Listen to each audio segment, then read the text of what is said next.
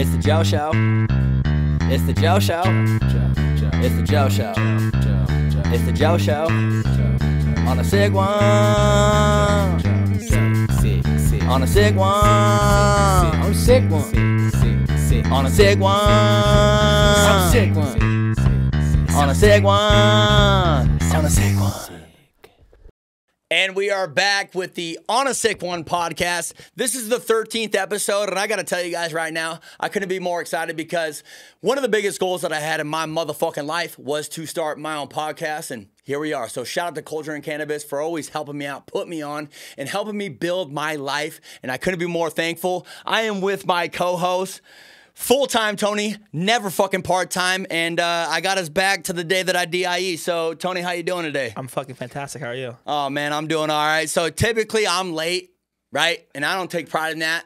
I'm either on time a little bit early or no call, no show. That's typically how it goes with Joe. But Tony is typically always on point. He's always on time. But, Tony, you were a little bit late today. Yeah, I was egregiously late.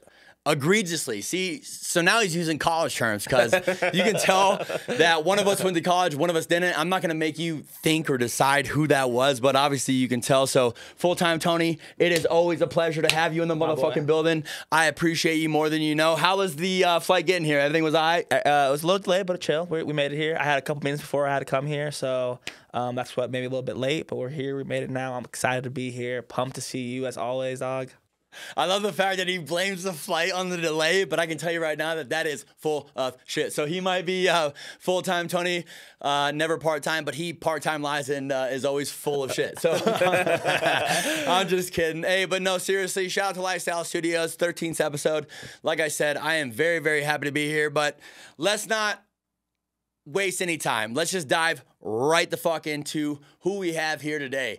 Nothing means more to me than bringing people out to Reno, Nevada, showing them a good time, and taking them on a sick one.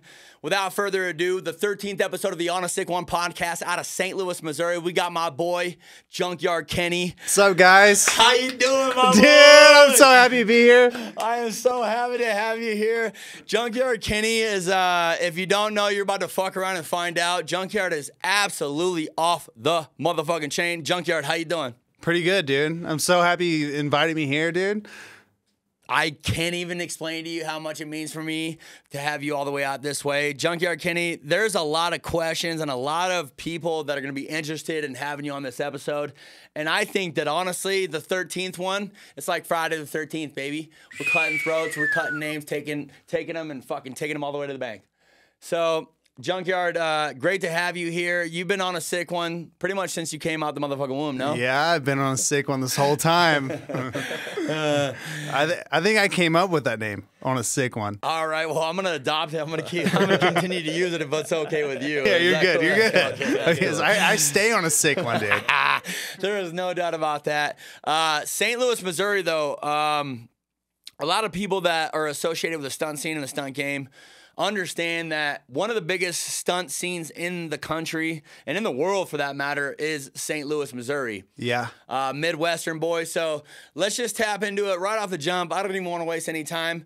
I'm a Midwestern boy myself. I'm from Michigan. Shout out to all of my Michigan friends, but Midwestern boys are just raised a little bit differently, no? It is a little bit different in the Midwest, I'll tell you. It's a little bit different. So, growing up in Missouri, shout out to St. Louis. Shout out to all the homies that are out that way.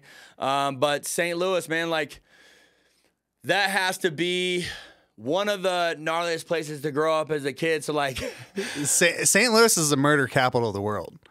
Let's get that point like right Very there. true. Yeah, very true. you'll get stabbed in the fucking neck there, is what you're saying. Everyone's trigger happy.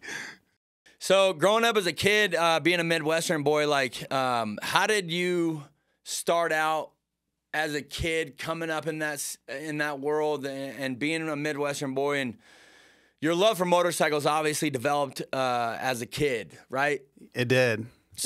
Your pops is obviously like on a sick one as well, and he got you into the motorcycle scene. So how did that start out for you as a kid? Well, my earliest like memory as on a motorcycle is I had a little yellow Yamaha PW50, and I don't know. I just remember just riding that thing around the house, and I had a little trail all the way around the house through the junkyard a little bit, and then it was just sick. Like I just loved it. I loved two wheels right off the bat. How old were you at that point? I was probably, I want to say probably 4.5, 5 years old. No shit. Yeah. So young. Yeah, Young, my young. dad always started me everything early. Like I was backing up a semi, you know, in the junkyard at probably, I want to say I was probably 7, 8 years old. He's like, you got to back this up. I got to line you up. And I would like just drop the clutch a little bit. He's like, be easy on the clutch. And like, I would just back him up under the semis and stuff, like under the trailers we was hauling junk cars with and stuff. So That's insane. So the junkyard name originated from the 4 or 5 years old when you started out on the P-Dub on the Yellow Banger. Yeah. So did you grow up on? Dad had a junkyard, and Dad was facilitating cars. And how did that? My grandpa had a junkyard in I think it was St. Elmo or like Altamont, Illinois. And I don't know. My dad's always grew up around junk and cars his whole life. So and then he moved from St. Elmo down to Alton. We had a junkyard in Alton, and then I don't know, when I was probably like 12, 13 years old, we moved to Edwardsville, and we had a junkyard there, and that's where he still lives. That's where my mom lives, and my sister and stuff, and it's what I've always known is like growing up in a junkyard.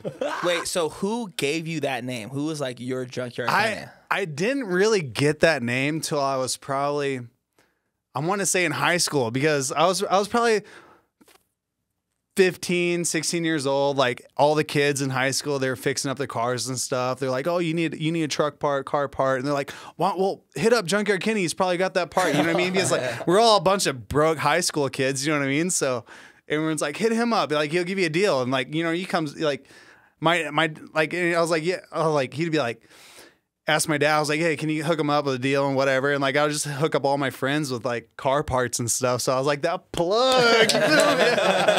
So did you ever feel like it was like you embraced it early on, right? Because sometimes when you get nicknames, people try to like use it as like a diss to you. No, it wasn't really a diss to me. Cool. Like it was. Because I love that you embraced it like that. Yeah, it's not a diss. Like, you grew up in a junkyard, you grew up in a neighborhood. Fuck you, pussy. Yeah. You know what I mean? Like, That's sick. That's that Midwestern shit. Yeah. I grew up in a trailer park in Michigan, so I can 1,000% relate to that. And so I think that the fact that you were able to plug the high school homies with car parts, and you didn't give a fuck about what anybody thought or anybody had to feel about it. And also, everybody else cool. there is Yeah. from fucking Missouri. Yeah, it was probably actually really cool to be Junkyard Kenny, I guess is what my point was. yeah, like, I don't know. I was always like, I guess, kind of cool. You know what I mean? Like, We're kind of coung. We're kind of cool. I don't know. I always had like some cool ass friends. Like all my homies have been super sick. Like as a like young age, I always hung out like fucking rad motherfuckers. You know what I mean? Like they're always rode motorcycles. Like just they were good at skateboarding, good at BMX. Like anything you wanted to do as a kid, like we were those kids. I think that's part of that Midwestern lifestyle, like growing up in Michigan, just in the woods and just on a sick one with all those kids that I grew up with. I think that it's inevitable. You develop this grit as a youngin' living out there like that, because a lot of these people out this way, I got a lot of you. There's just not as much fucking grit, and so. I appreciate that, and I can respect that. And I can totally see and feel where you're coming from. So the moto though, like the riding the bikes, you started out on that little yellow P-Dub, trailing around the house, cutting to the junkyard, I did. just on a sick one, just dangerous as fuck. Could have cut your face open or like just gotten fucked up out there.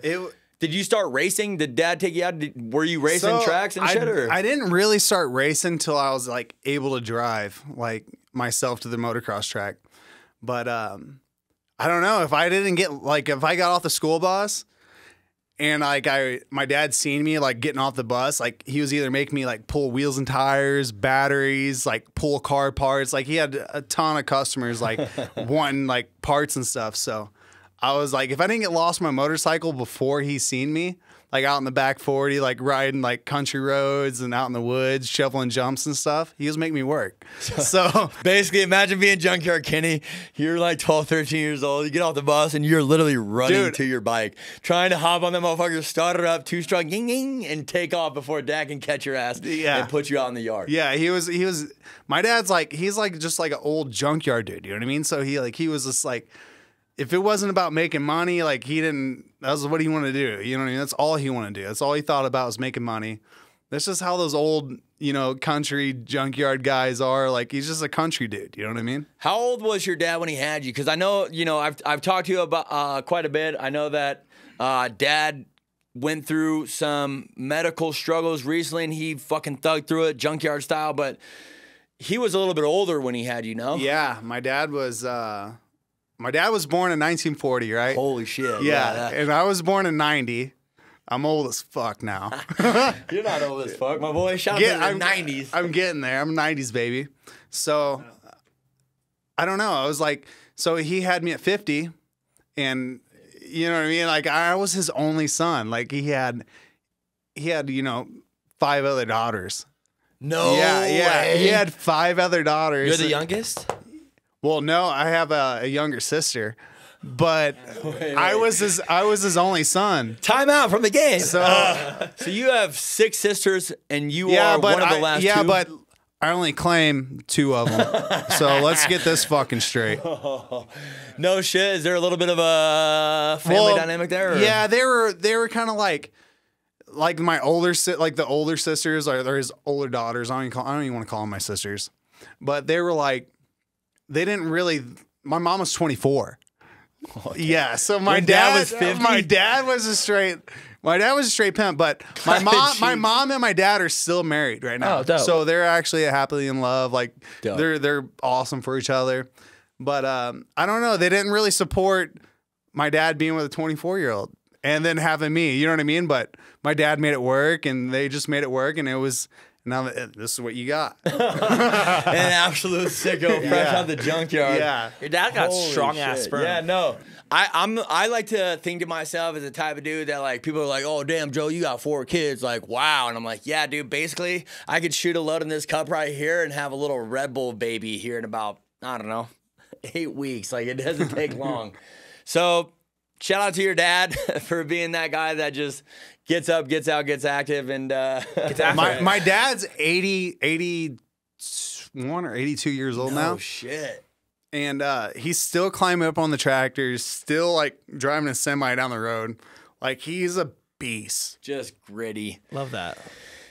I gotta tell you, like, there is just a certain level of different type of people as you move across the country, and that goes from the South to the West to the Midwest. Like, everywhere you go, you get different types of people, and I can tell you right now that I don't know nobody that has a dad that was 50 years old, climbing 24-year-old cheeks, producing people like Junkyard Kenny. I just gotta say that I don't know anybody like that.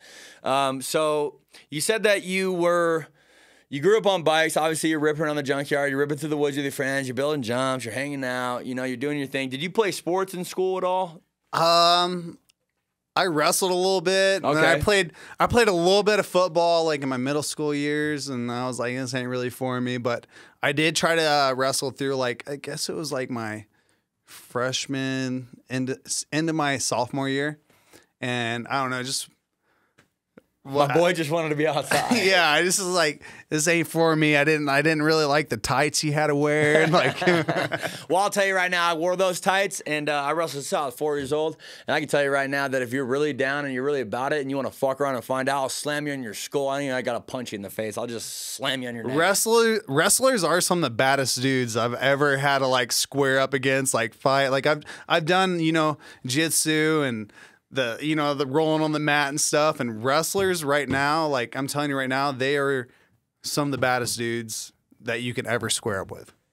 I just think that you don't know where people come from sometimes. You don't understand their backgrounds. And certain people can fight. They got hands. Certain people can scrap and wrestle. And some people just have both of them. And having a background where you have that little bit of sports, but you also have that dynamic of just being a scrapper and just growing up Midwestern style. Like, there's something about it. I grew up having the fight in the junkyard. To keep, like, you'd have these people come out in the junkyard and they'd be like filling up their pockets, filling up their little bag full of tools. And my dad would be like, yo, go out there and check his bag, see what he's got in your bag. Next thing you know, I'm like 13, 14 years old, just like out in the middle of the driveway, just like squaring up these dudes, like pulling fuses out of their pockets. Like some shit ain't even really worth fighting over. Like, you know what I mean? But that was just how I was brought up. Like having to fight over some junk ass car parts.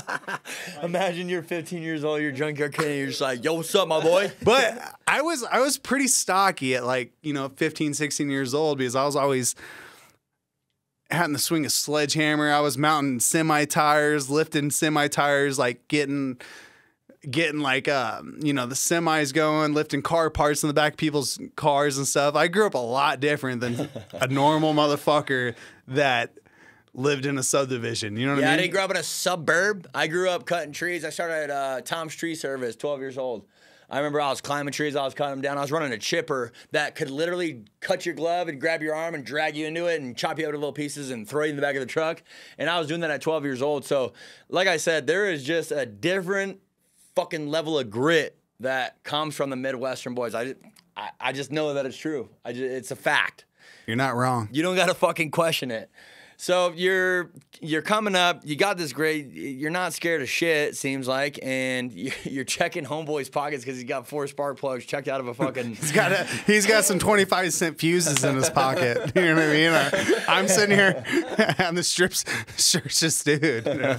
Like, take your pants off. This was not... Take your shirt off. This was every day. Like, anytime you... Like, there's always some kind of crazy drama in a junkyard.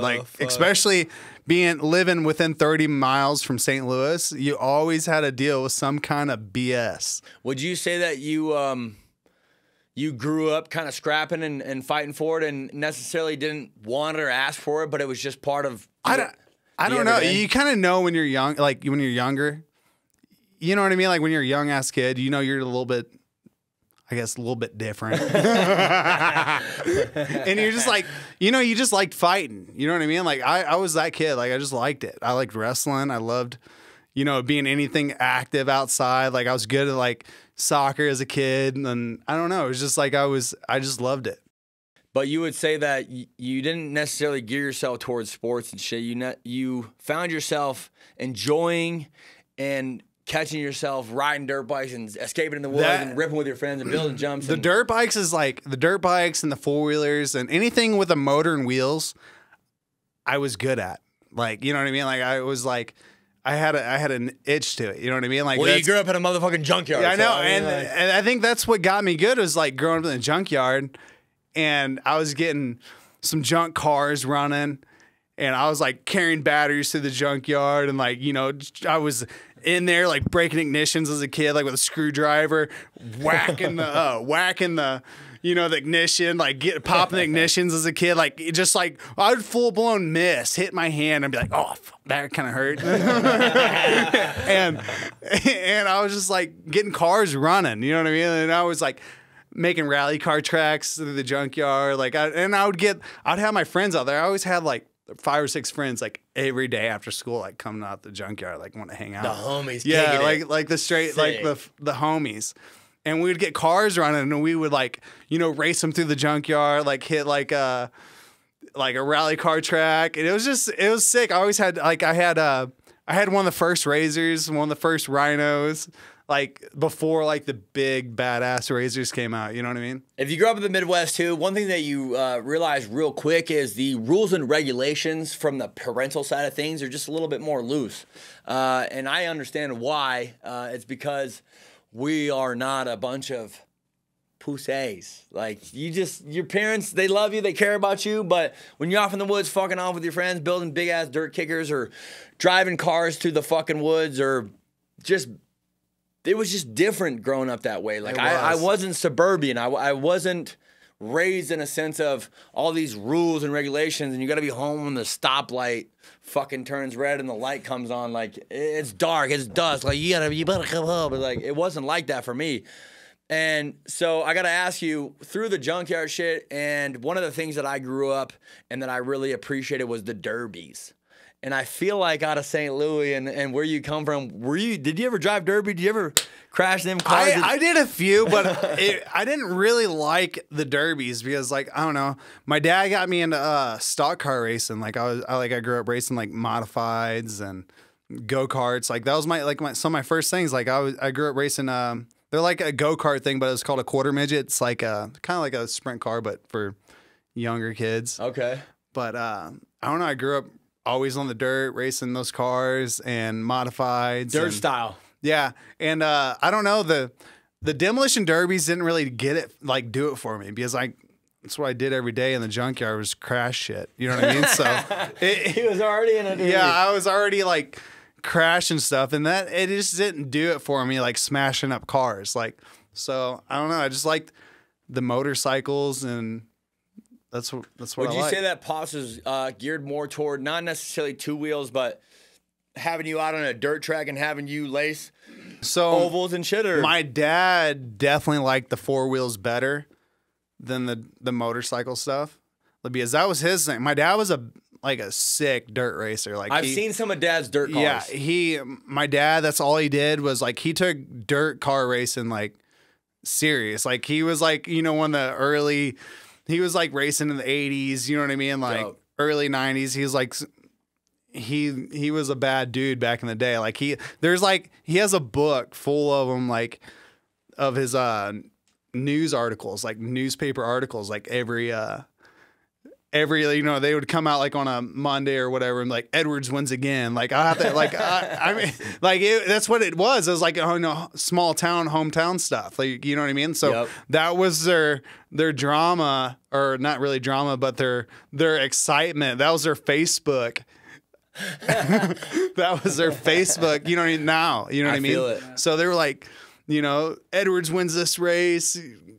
Followed up, like, and they would have like the race order and stuff. That was in the Telegraph. So Dad was in more of the full size cars that were modified. Yeah, he raced sprint cars, modifieds, late models.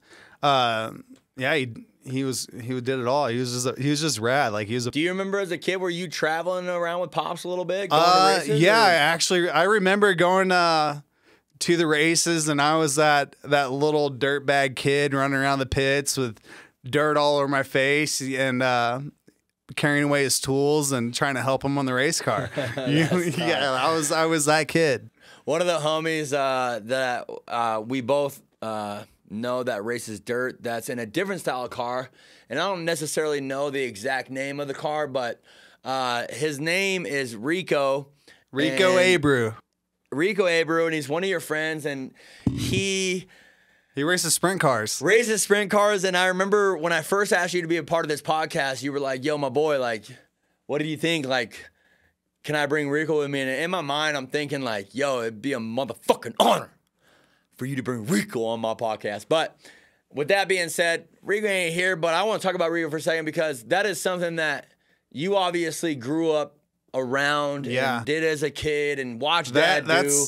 And so you definitely have a respect for Rico and see him do it and go support him. And so 100%. How did that happen? And I can tell that when you go around it, you're just in your fucking element. Let's get this started with Jimmy Light. Okay. Jimmy Light. Shout out Jim. Jimmy Light from Horsepower Incorporated. This is how I got to know Rico. This is how I got to kick it off with Jimmy actually from Horsepower. Like dirt cars. No shit. Yeah, it was dirt cars. I didn't know that. I'm pretty sure it's dirt cars. And I don't know. We were at the shop, and one of the first time I was there, I was like, yeah, I used to race modifieds, and I seen his race car there, and we started talking. And I honestly think that's what got our relationship going with Jimmy. Jimmy has a dirt car? Jimmy's a bad dude in dirt Jimmy car. races? Yeah. Shut the fuck up. Yeah, I didn't know that. Jimmy races sprint cars and crown cars.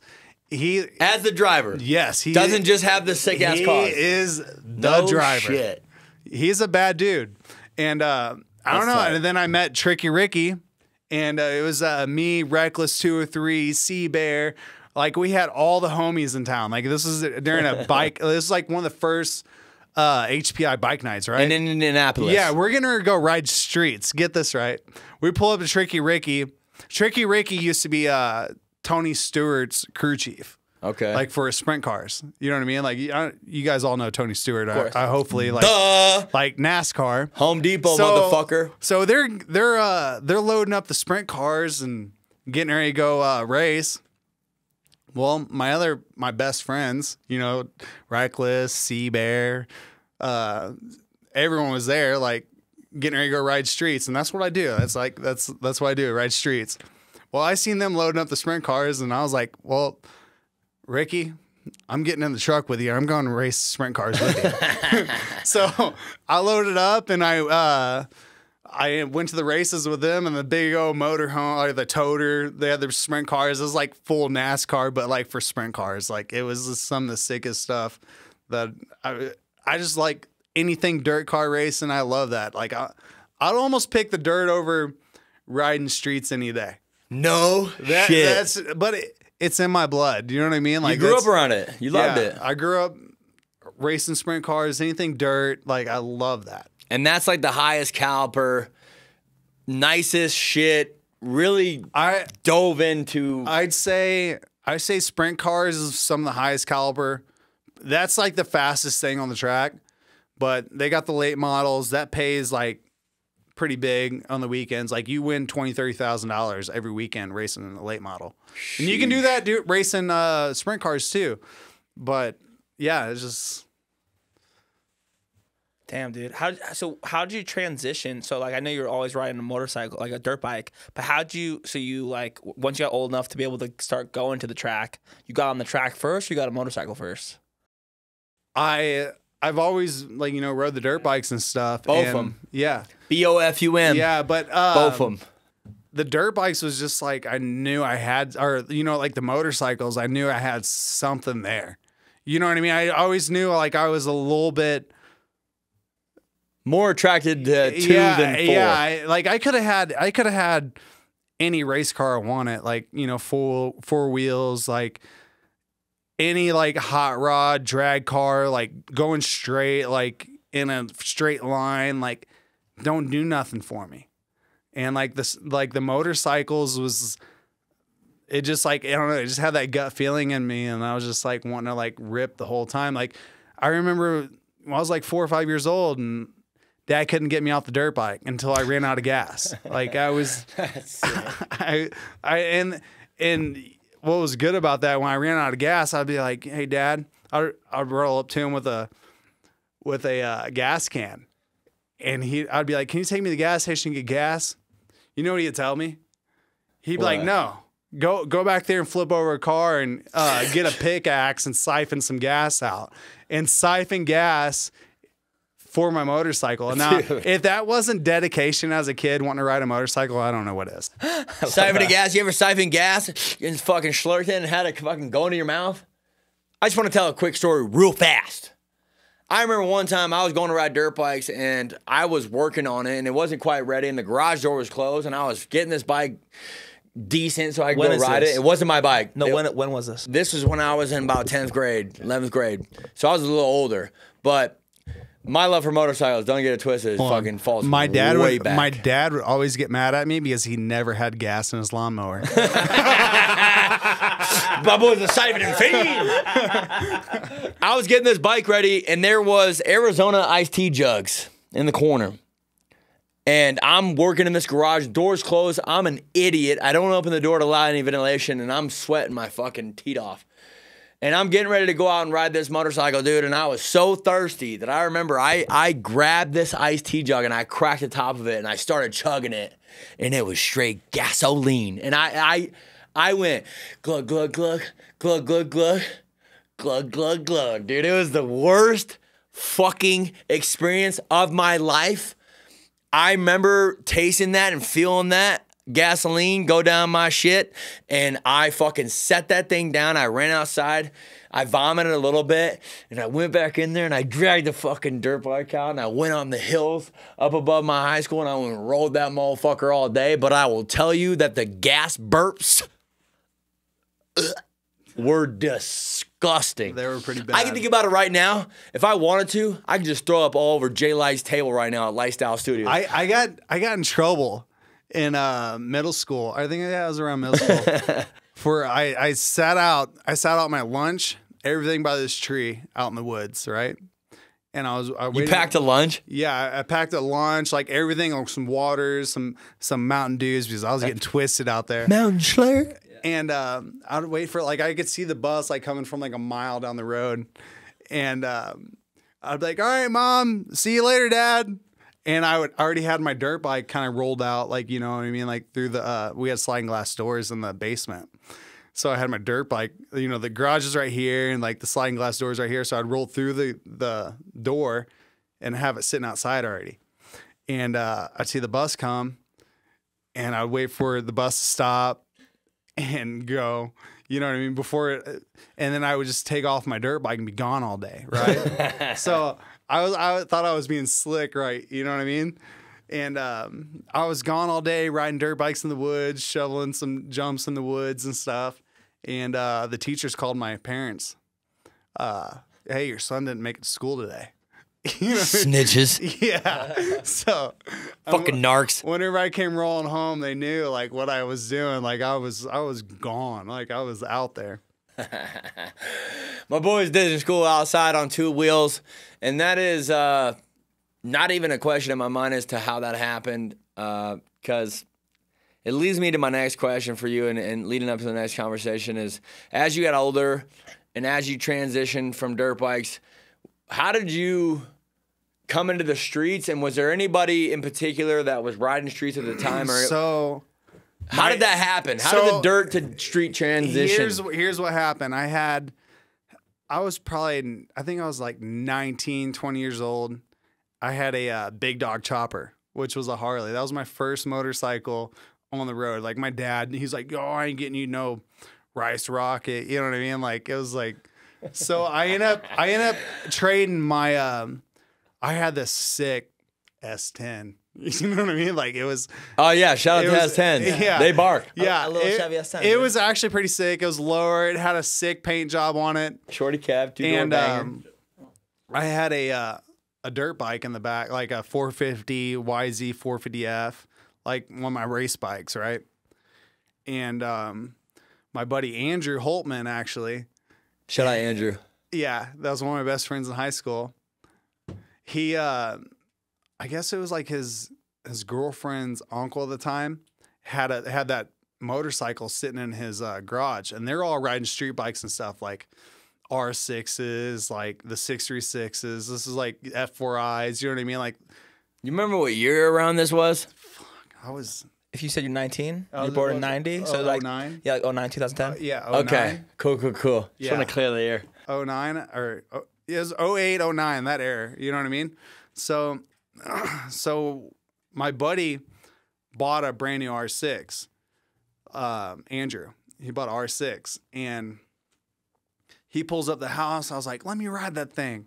Let me ride it. And I was always good at wheeling. Like that's all I did was like out in the country, growing up in the junkyard. We'd hit country roads and wheelie dirt bikes them down the road. And I got really good at wheeling at a young age. So he pulled up the house and he let me ride his street bike. And the first time I got on a street bike, I was doing power wheels. I was probably doing about 160. No, but anyways, he let me ride his street bike, and I was like, I gotta get a motorcycle to ride with these guys, like, you know. You wanted a street bike after that. So I traded that S10 and my dirt bike for that Big Dog Chopper. It was a Harley, you know what I mean? I just wanted to. Okay, Big Dog Chopper. Let's break this down real quick though, because like I don't even know what you're talking about when you say Big Dog Chopper. Big Dog Chopper. They're out of Kansas City. They're actually a pretty big chopper people. Like Chop meaning chopped. Like But mine Raked was out. no, dude. Mine wasn't no OCC like you know what I mean, stretched out. It wasn't like that. It was kind of like a Dyna, a little bit of stretch. Like it had a sick paint job on it. It had some drag bars on it. Like I'll have to show you a picture of it. I can't wait. Yeah, and I don't know. And as soon as I seen everyone was getting bikes, and I was like, I want to go ride. You know what I mean? Like as soon as I rode a motorcycle on the street, I was like, this is This is way sicker than being in a car. And That's when the transition. and I didn't care. I didn't care what kind of motorcycle it was at the time. Like this was before Harleys and stuff was cool.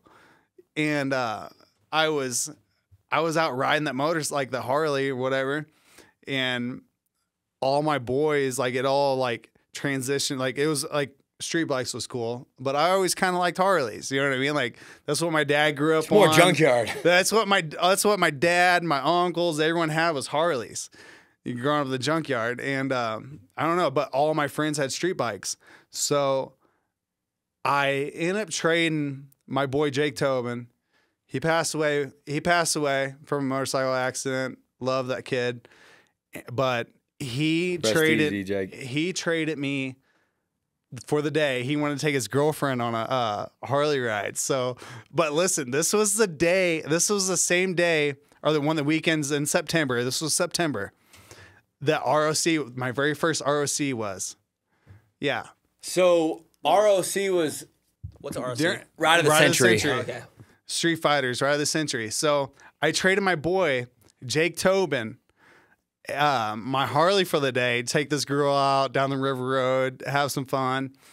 And he gave me a street bike for the day. It was a 600 Gixxer GSXR, and I went on the Ride of the Century. No way. Yeah.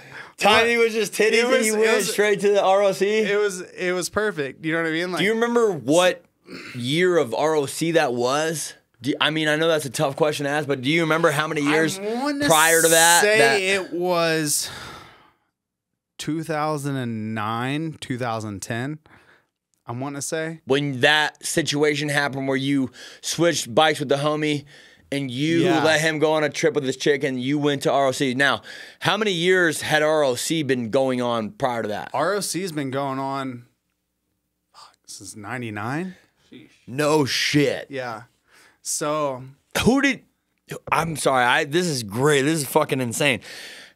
Did you have any knowledge or recognition? Because I know social media wasn't popping off at that time. Really, like, I mean, it was. I think it was coming up, but YouTube you was knew still, what ROC was. YouTube.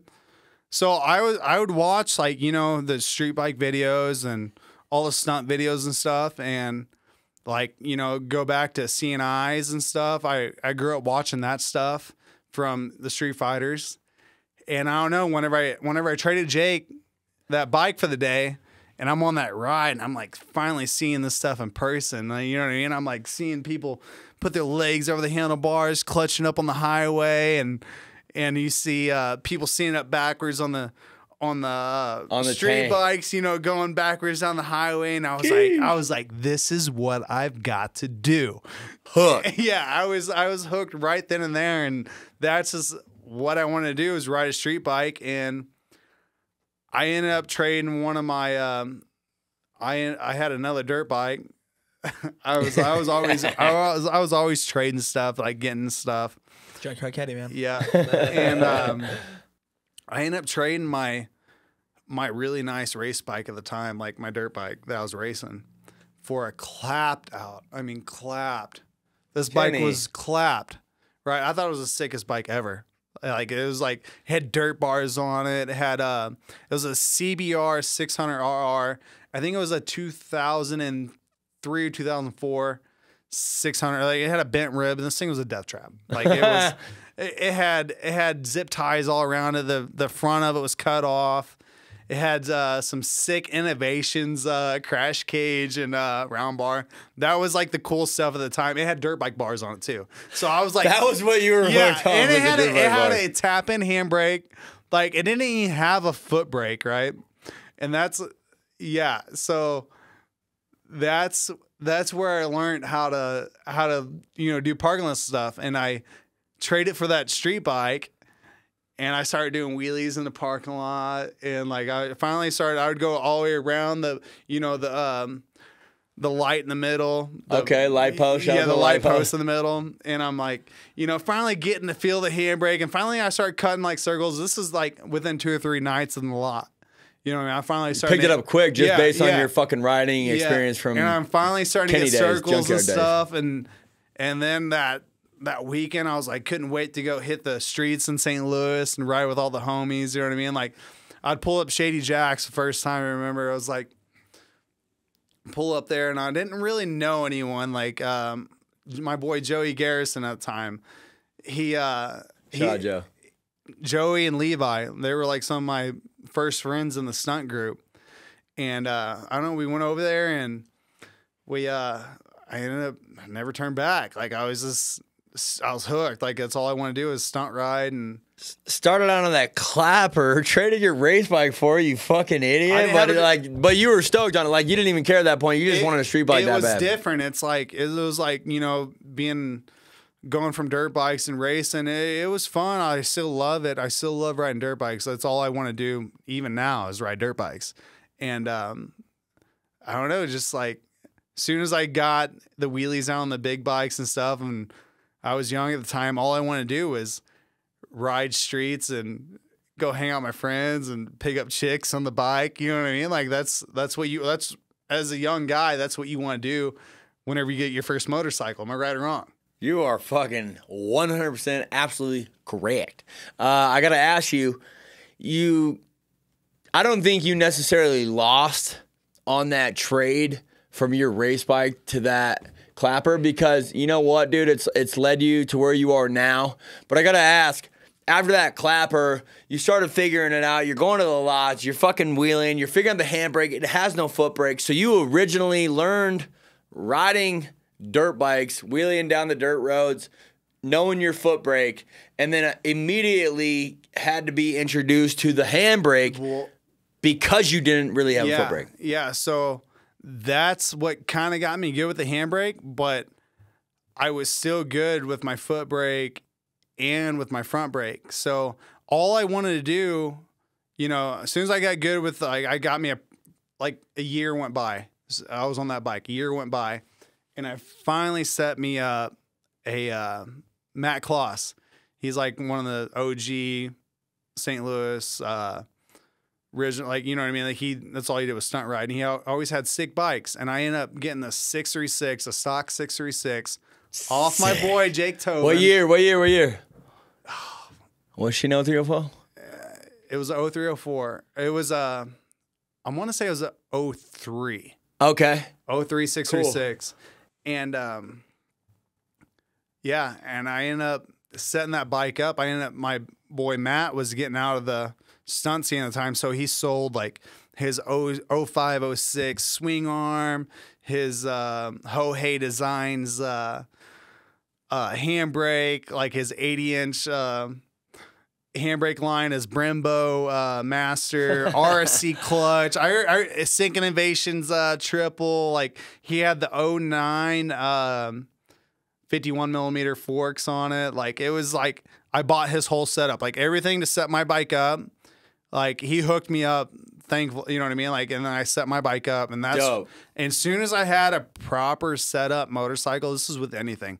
As soon as you have a properly set up motorcycle, everything comes so much easier. Like you have no idea. It's just easy. Setup is key. Setup is key. Setup is key. Ride of the century.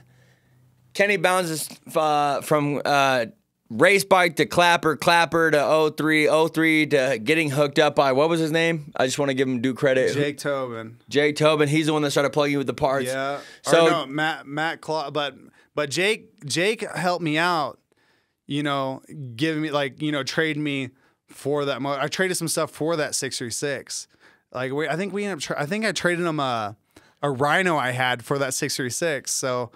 And then who's the homie that started plugging you with the parts though to get it proper set up? Matt. Shout out Matt. All right. Once you had the proper bike set up, I got to ask you a question because from my perspective or from what I understand is Ride of the Century. I don't know who the OOOG originators and creators of that ride out are, but one of the people that I know, Street Fighters. That is one of the creators and originators is Street Fighters, but sit down, Steve. Like that was my mentor. At what point? Love you, Steve. At what point did that happen? Because you went through all that development, getting the bikes, transitioning. You finally had a proper setup bike, and at that point, you were trying to hit the rides. At the time, Steve. So I met Steve at like Shady Jacks and stuff, and I don't know. I looked up to him a lot. Like that's like he was the cool guy, He still is a cool guy. Wicked cool guy. Yeah. Love you, And Steve. I love Steve. Like Same. that was my mentor. That's who I grew up. That's who took me on my first stunt rides out of town. Like I can't thank that guy enough for doing what he has for me. And yeah, he just like we started hanging out. He seen I was wanting to progress, and like I thought, you know, he was like he was calling me, you know what I mean? Like he was wanting to come to Junkyard. Steve had a dirt bike. Now that's a sight to see. Oh no, shit! I can't imagine sitting down Steve on a dirt bike. I remember That's this insane. is like Steve hits me up. He's seen I had a sick motocross track in the Junkyard. Like it was like all sick. Like the jumps were perfect. And anyway, Steve hit me up. He had a KX 250 at the time. And he was trying to be like some Mad Mike Jones stuff. Oh, he know what wanted I mean? to do Like, freestyle yeah, he was shit. trying to do like he was wanting to get into some freestyle, and turned out my boy was better off on the ground. or on one, or on one. Yeah, he was better off staying on the ground. He wasn't that good at the dirt bikes, but Was that at the time? You remember that video? And I've seen it a couple of times, but you remember when Steve-O did the no front end freeway fucking high chair wheelies? that was a couple years before I started coming in the scene. I think No that, shit. So he did that prior to you even really tapping into the say that scene. was like 05, 06 that he did the no front end F4I wheelie down the highway. That's still, I'm from here, like Steve still has King of the Streets. Based on that fucking. No one has topped that. I haven't seen no one take off the front end and wheelie down the highway. Not like that. You know, like you guys can sit there and badmouth Steve, but Steve still has the crown. I couldn't agree more with you. It's amazing to hear the perspective of you coming up through that in St. Louis and ride of the century. I don't know if you guys know this, but if you want to go to one of the dopest rideouts in the world, we've talked about a bunch of them on my previous podcast, but one of them is Ride of the Century, and that is out of St. Louis, Missouri. I think Sit Down Steve kind of coordinates and leads that at this point. Am I correct? Yeah, these Sit Down days? Steve and Adam Hunziker. Shout out to Adam. Shout out to Steve. Shout out to Junkyard Guru's for in there leading too. that. Who? Guru. What's up, Guru? Amazing stunt ride that comes out of St. Louis. St. Louis is obviously one of those places that you don't want to fuck around and find out. Anything goes. I've heard from a few friends that have gone there, that have done the ride of the century, or who have gone there, hung out with you, that like, yo, it's like Brian 636 out of Chicago, not necessarily comparable. I'm just saying, but like you feel that edginess and you feel that intimidation factor in a sense where like it's a fucking dangerous place to be, my boy. And if you want to go on a stunt ride and you want to hit a city, go to St. Louis, go see my boy Junkyard, go see Steve-O, go see Guru, go see all the boys out there that are throwing that ride out. And if you got the cojones to go out there and throw down with my boys, like fuck around and find out. And I love that saying because you really get to see a different side and a different perspective when you really travel around and do that. And you've been doing that for how long now? How long you been traveling around for? I want to say 11 or 12 years now. Like 11 or 12 years. Yeah, it's been a minute. So street bike style for a while. Shout out to Street Fighters. I know that was something that you got tapped in and associated with. And how did that come about? How did the Street Fighters come about? So I started going on the stunt rides with Steve. Like I think one of my first rides was Texas. Hawaiian Eddie. Okay. One of his Okay. NLB sessions, and then No shit. I was just like hanging out, and I just ended up becoming one of the boys, like the Street Fighters. You know what I mean? Like hanging out with Street Fighters, and I was. How many homies were in that group of friends? and Really, shit? like whenever I started, it was me and Steve. Like we was over at Adam's printing house. Like Adam really didn't.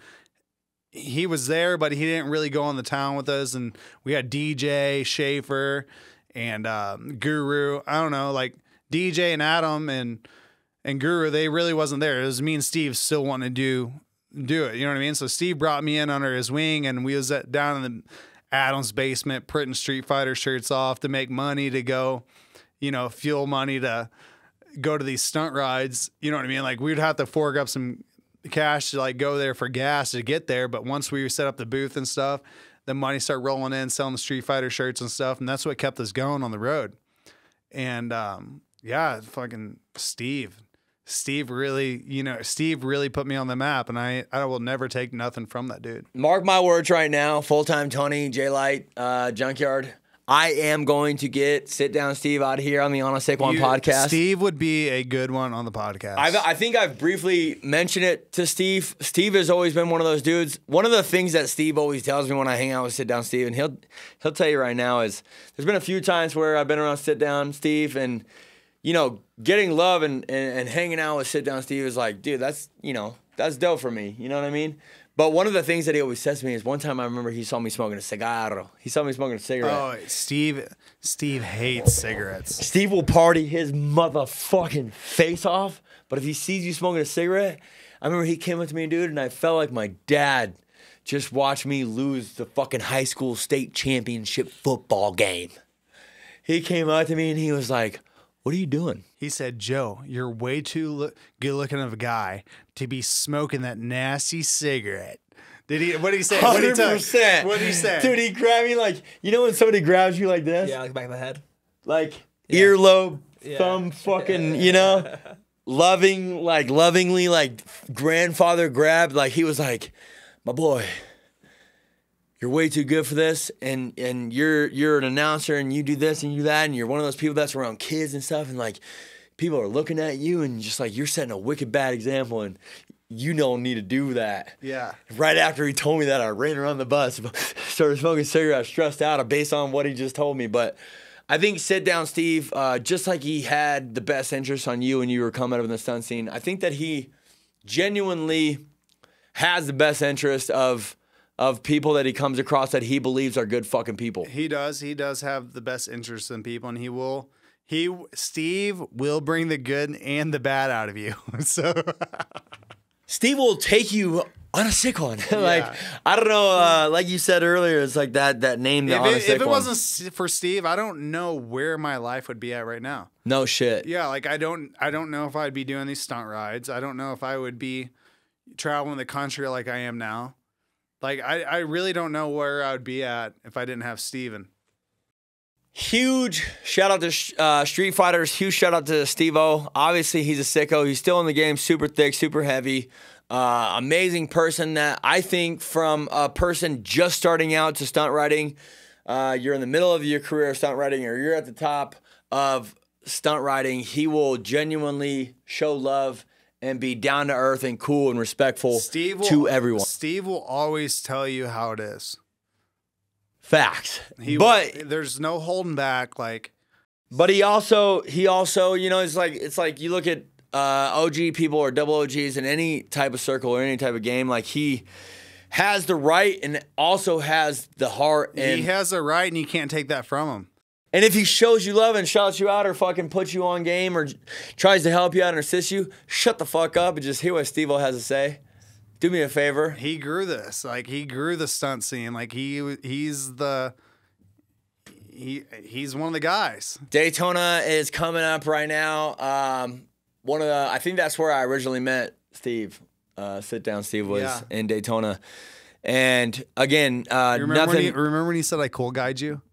And I don't remember cool guiding you. When I said you cool guide me? Yeah. Yeah, that was in Daytona.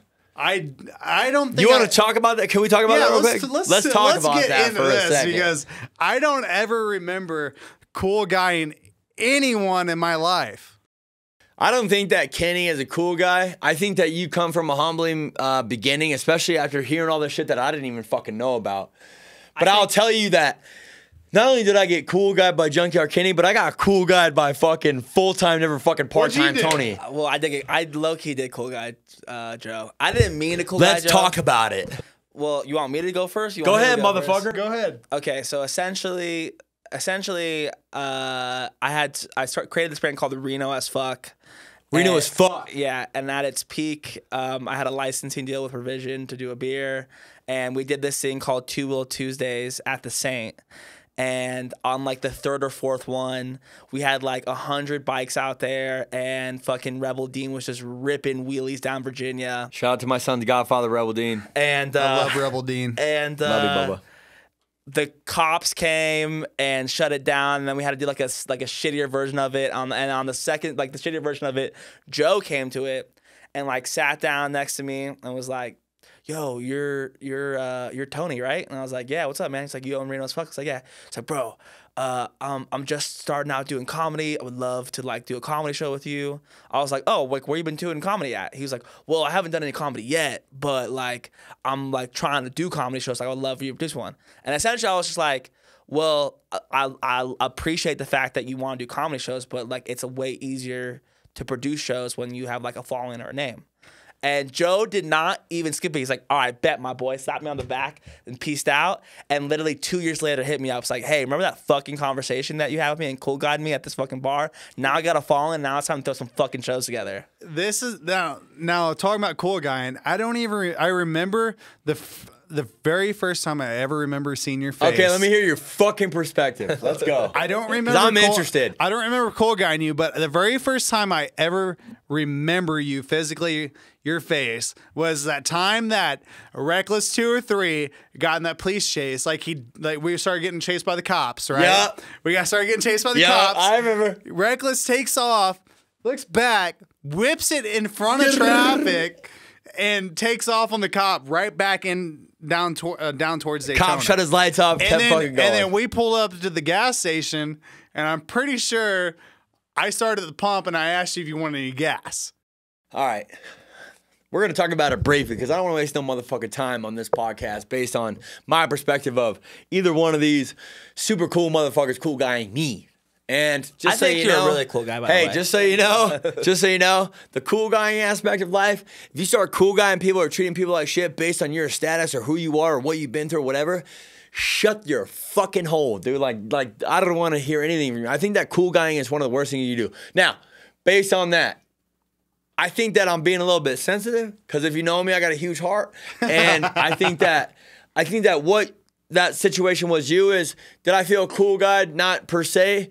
But you also were in a cooler guy stage in your life, and I was asking for assistance, and you told me, figure the fuck out, hit me up later. Maybe you were just in Daytona by yourself and didn't know no one. Unfactual. Unfactual. Hold on a second. Tony definitely took me under his wing after he told me, he made me motivated. He was like, "Yo, go figure your shit out, make some shit happen, hit me up when you do it." And here we are, business partners, fucking, hey, help me do this podcast. Shout out to Culture and Cannabis. Shout out to Tony. Yeah. But fucking Kenny, how you doing? This is what happened. I'm going to tell you right now. Here we are, Concrete Cowboys. Huge shout out, Concrete Cowboys. What's up, motherfucker? Give me one. Tallboy T.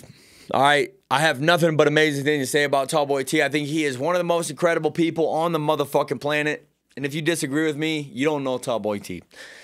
Tallboy T, I met through some other shit out west at Tahoe Shit Show. We ended up linking up.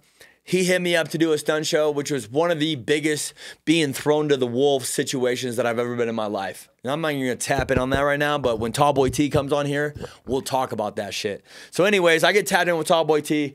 He is genuine enough to take my bike in his van all the way across the country and take my bike to Daytona, Florida. So I had my Harley, the Green Goblin, in Daytona, Florida, and I was so motherfucking hyped. And I pulled up to Daytona Bike Week on my Harley with Tallboy T. I was also tapped in with CJ Barham, who obviously has put me on and helped me out a lot. So I roll up there. I didn't know Seabear. I didn't know any of the East Coastin' boys. I didn't know a lot of people, but what I knew was that I had a lot of love and support from CJ and Tall Guy. We rolled down, and at this point, I'm feeling like, yo, like, I'm just kind of I'm just being Joe. So whether you want to be my friend or not, or you want to accept me for who I am, take it or leave it, my boy. It is what it is. I remember rolling up to a certain activation, which there was a bunch of tents set up with a bunch of different people. And I remember there was the HPI tent at Daytona. 100% HPI. It was HPI. HPI wasn't there until last year. So this Performance Machine. Performance Machine. It might have been Performance Machine. I don't know. Machine. Don't fucking get mad at me because fucking counted nothing. I don't remember what fucking tent it was. It was a big tent. It was a big deal. Your bike was on the stand. Okay, Chuck Barham, CJ's dad, was in the motherfucking tent. Your bike was on the stand. You're working on it, and Chuck Barham goes, "Hey, Kenny, do you know Joe Comedy?" So And this motherfucker looks at me and goes, "Nah." All right. And then I go, "Yeah, you don't know me, but it's dope to meet you, and just was stoked to be there and fucking kicking in and making my way through the ranks."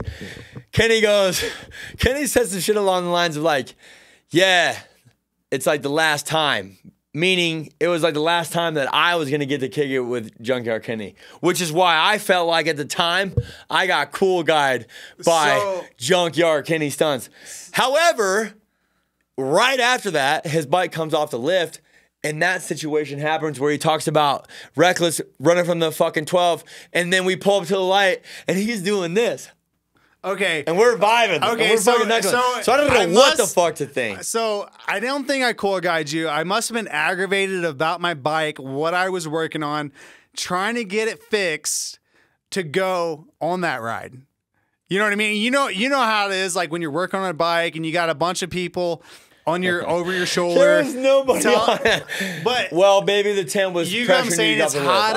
outside, All right. and your hands are greasy. You're sweating. You might be changing a tire. You might be doing something you don't really want to do, and you're trying to have fun. But instead, you're at this tent. And you're working on your motorcycle, and you got this guy over here. But saw it. Hey, what's up? You want this show? Hey, boy, how you doing? But I guarantee you, if I did do something like that, that's probably what it was. I was probably busy working my motorcycle. So nice this guy is gonna press him like that, bro. It's Yo, so my boy. nice. Hey, you know what's crazy is I had no you know how it is. Like when I you're know exactly how when it you're is, working bro. on something and you're I a know little exactly. bit aggravated, and I you're know like, exactly how it is. Joby called me once in a while. I'd just be aggravated as fuck, and then he just asked me some questions, and I don't know why I'm mad at him, but so he just be getting me at the wrong time, bro. Don't take it from me. I don't yeah, mean to. you came up and said hi at the wrong And that time. Let's leave it as that. motherfucker- I All ain't right, cool guy. You know what here. I'll tell you is we're gonna take away the cool guy.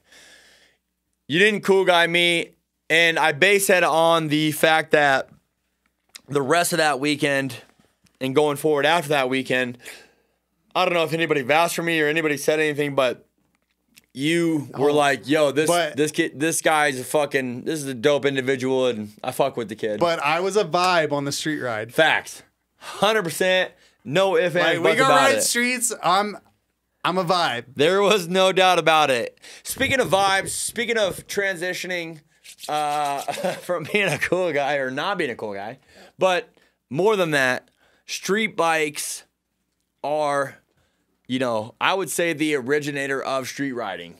You got dudes on street bikes, you got guys on supermotos, you got OG dudes out of the hoods all across the country on dirt bikes with dirt tires that we don't even know where these motherfuckers learned how to ride dirt bikes, but it wasn't in the dirt, it was in the streets.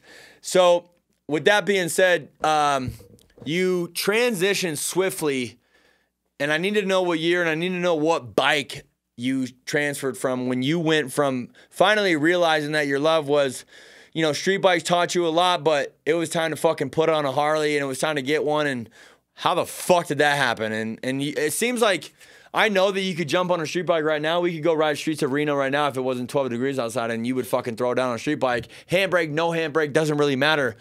But you have definitely, I feel like, from my perspective, really transferred into the hogs. And how did that I started doing shows with Cole Freeman around 2014, 2015, I think it was. We was doing stunt shows on the Harleys. And I don't know, like we was traveling. I started traveling a little bit with Cole and just doing the Harley stuff around. What do you mean doing the Harley stuff? At that point, you had already had a Harley? Yeah, it was one of his bikes. What bike was that? It was a Sportster with a handbrake. It had Kenny Sporty. Yeah, and How you doing? I don't know. I traveled with him for about a year, and we was doing all kinds of stunt shows. We was traveling every weekend, and was doing. I think it was 2015. I went to my first Surges. Damn.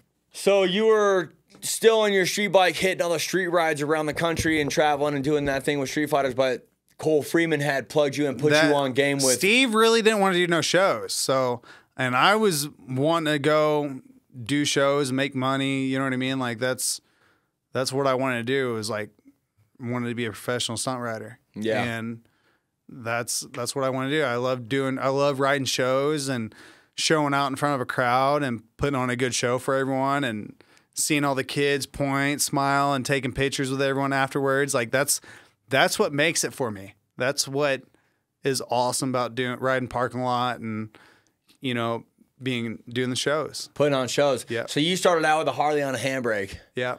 No shit. Yeah.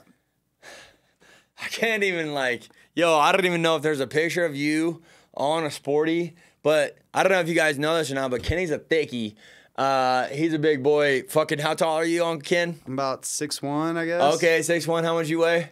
I'm 215, 220. I Okay, fluctuate. 220-pound dude. So you know as well as I do, and you might have been a little sleeker back in your day when you first started doing that. But you imagine Uncle Kenny on a handbrake sporty doing shows with Uncle Cole. Like, appreciate you for transitioning my guy from street bikes to Harleys, but that's crazy to me. Did you jump from sporty to Dyna to bagger, or when the fuck did that happen, and how did that happen? So, I don't know.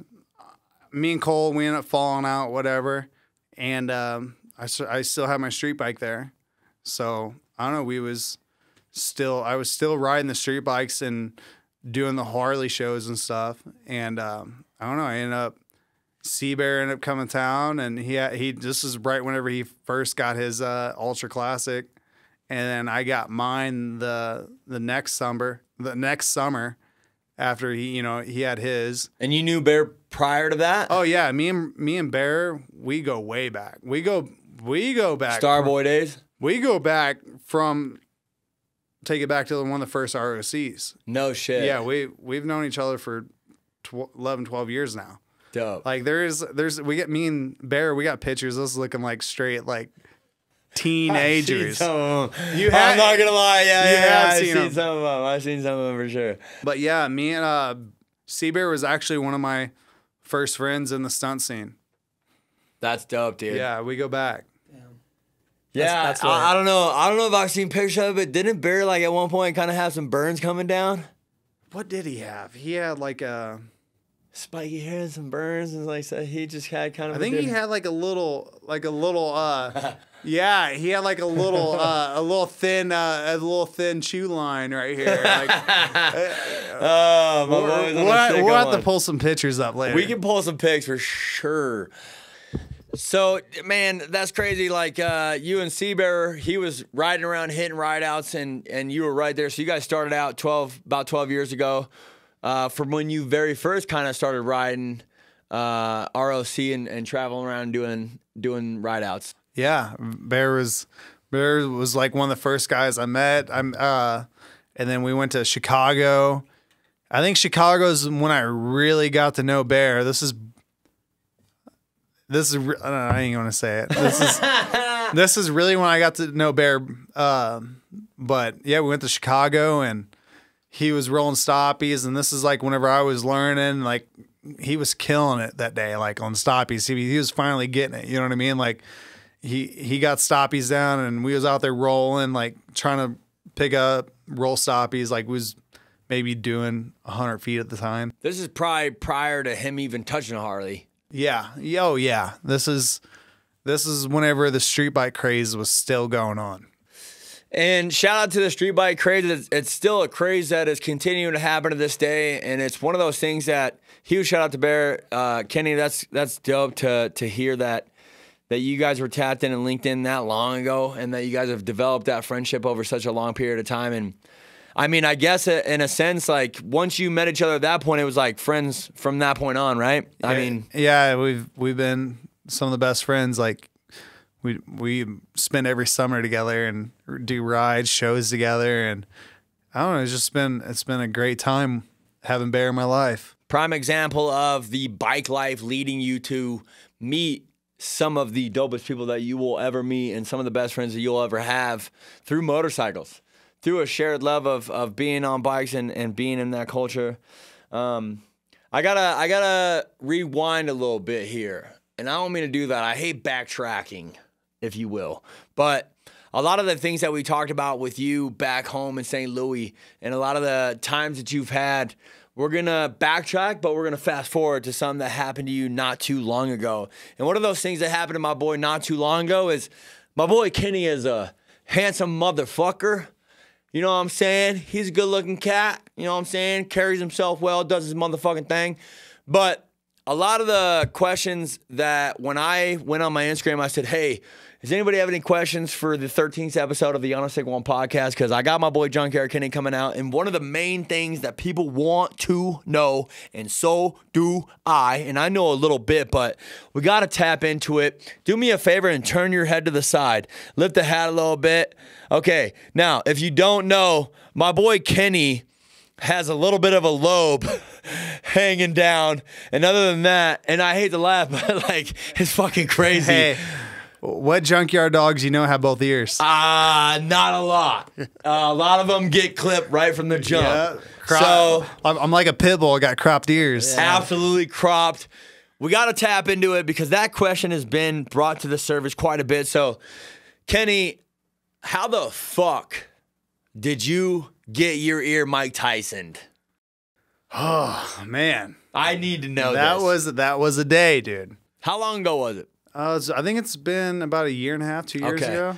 Oh, like not too recently. Not that long ago. Because I saw, when I was doing a deep dive on your IG, never mind, I'm not going to say it. No. Go. So I want to fucking hear it. I just saw a video of you talking about the ear and, someone licking the ear and... He didn't lick it. He bit it the fuck off. So let's tap into that. Tell me the story. Run it back from. Let's tap into whenever I was in Daytona and I had to leave early with a full year. So yeah, I had a full year in Daytona. What was that? That was 2021. Yeah, 2021. Anyways, my dad got sick whenever I was in Daytona, and I remember that. I had to leave like a week early or whatever. I ended up staying the first weekend. Anyways, I had a scare with my dad, and he was in the hospital down sick, and turned out his cancer, he wasn't doing good. So fuck cancer. Yeah, seriously, fuck cancer. So we got I flew home, stayed in the hospital with him till he got out, and I don't know, he ended up getting a little bit better. Anyways, he was going to like chemo treatments and stuff. And I was taking him to chemo treatments and being there with him, supporting him through it. You know what I mean? Because like as soon as he'd get out, he'd be like sick, throwing up. Like it just like was not good for him. And I don't know. And I took him to chemo treatment, and growing up in the junkyard, you don't really have help that's like, you know what I mean? They're all like top tier healthcare type felons and stuff, you know what I mean? So anyways, this guy ended up taking my dad's rollback, like his car hauler. And I guess they were out like towing cars, trying to like make money while my dad's in the hospital, trying to make some money on my dad. You know what I mean? Like trying to use his equipment. Anyways, they didn't have money to put fuel in the truck. You know what I mean? So my dad's worker at the time was driving the truck, and he had this other guy helping him, one of his friends. So my dad had chemo that day. So I was in the hospital with him, and we get out, and I take him back to his house, and I drop him off, get him in bed, lay him down, make sure he's doing all right, get him some food. And I don't know, I get back to my house, and he calls me about 30 minutes later. He's like, Kenny, they ran the truck out of fuel. Can you come up here and help me get it running? My dad's tired. You know what I mean? Just went through chemo. Like he can't lift no 5-gallon buckets of fuel and reach over the hood and prime up the filters and stuff. And I was like, yeah, I'll come up there. I had a can. I grabbed some diesel fuel, and I went up there.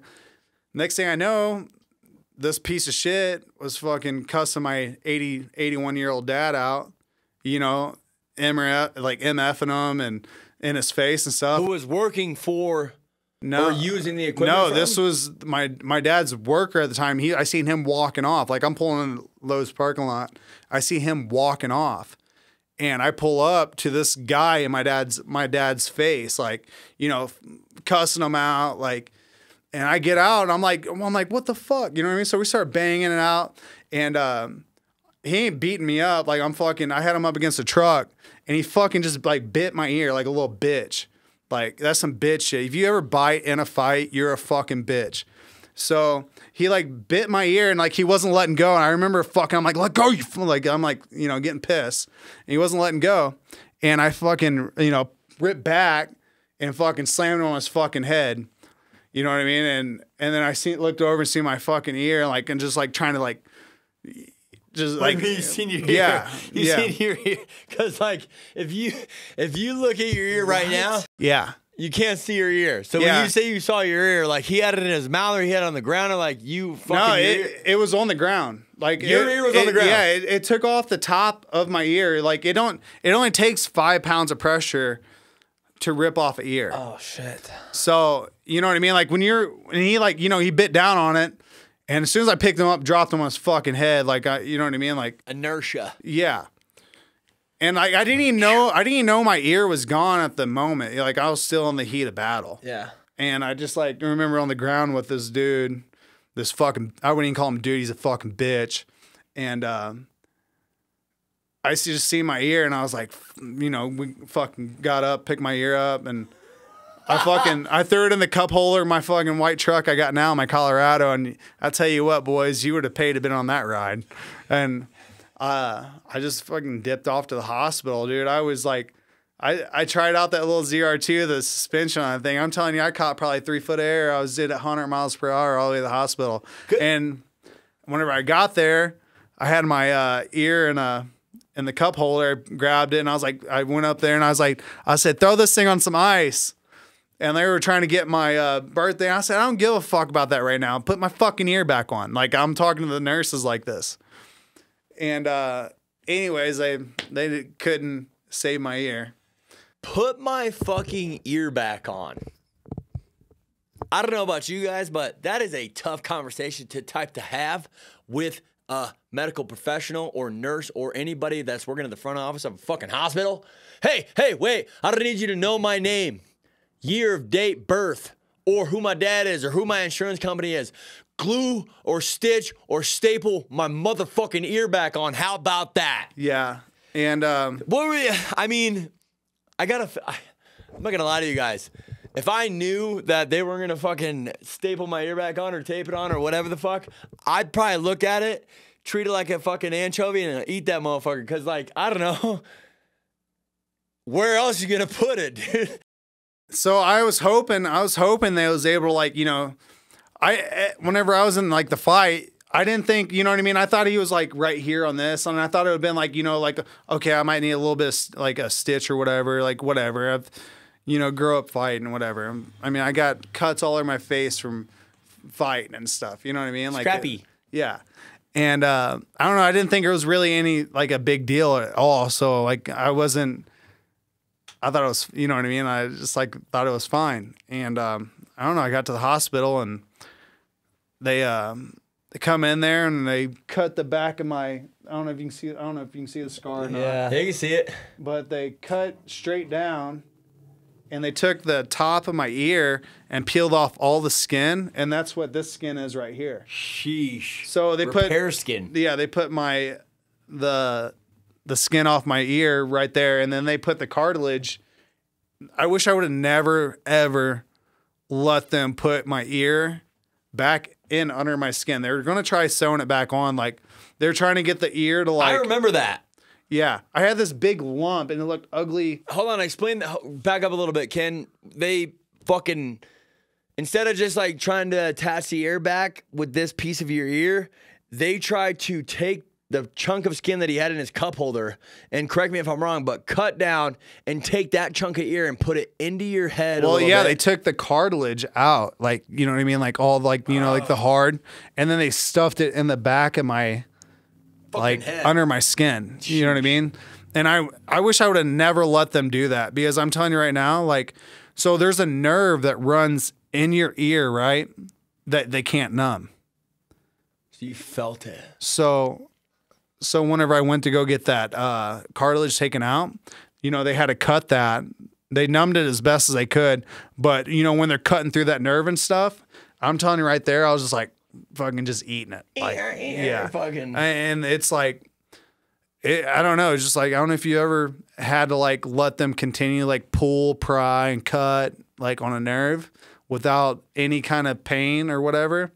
But that was a sick one. Oh my god. You felt all of that shit. I felt all like it was, I felt all the sharp pain that you could possibly, I feel like that the body could do. You know what I mean? Like it was like, I didn't know there was a fucking nerve ending in your. I mean, we have nerves all over our bodies, but I didn't know there was one necessarily in your ear. yeah, there's one that runs right here that they can't numb. Tony, let me bite your fucking ear off and let me Please spit it into a don't. cup holder and let me fucking try to reattach and tuck it in your Please skin and pull it out don't. and try to reattach. So, do you have any hearing loss? Yeah, No, that was a good question. So I can hear fine. Like, Oh, okay. It's like, Does it feel weird though? Like, do you ever feel weird about it? Or Through scar tissue I and mean, shit? like not like the looks, but I mean like does it feel weird on your face?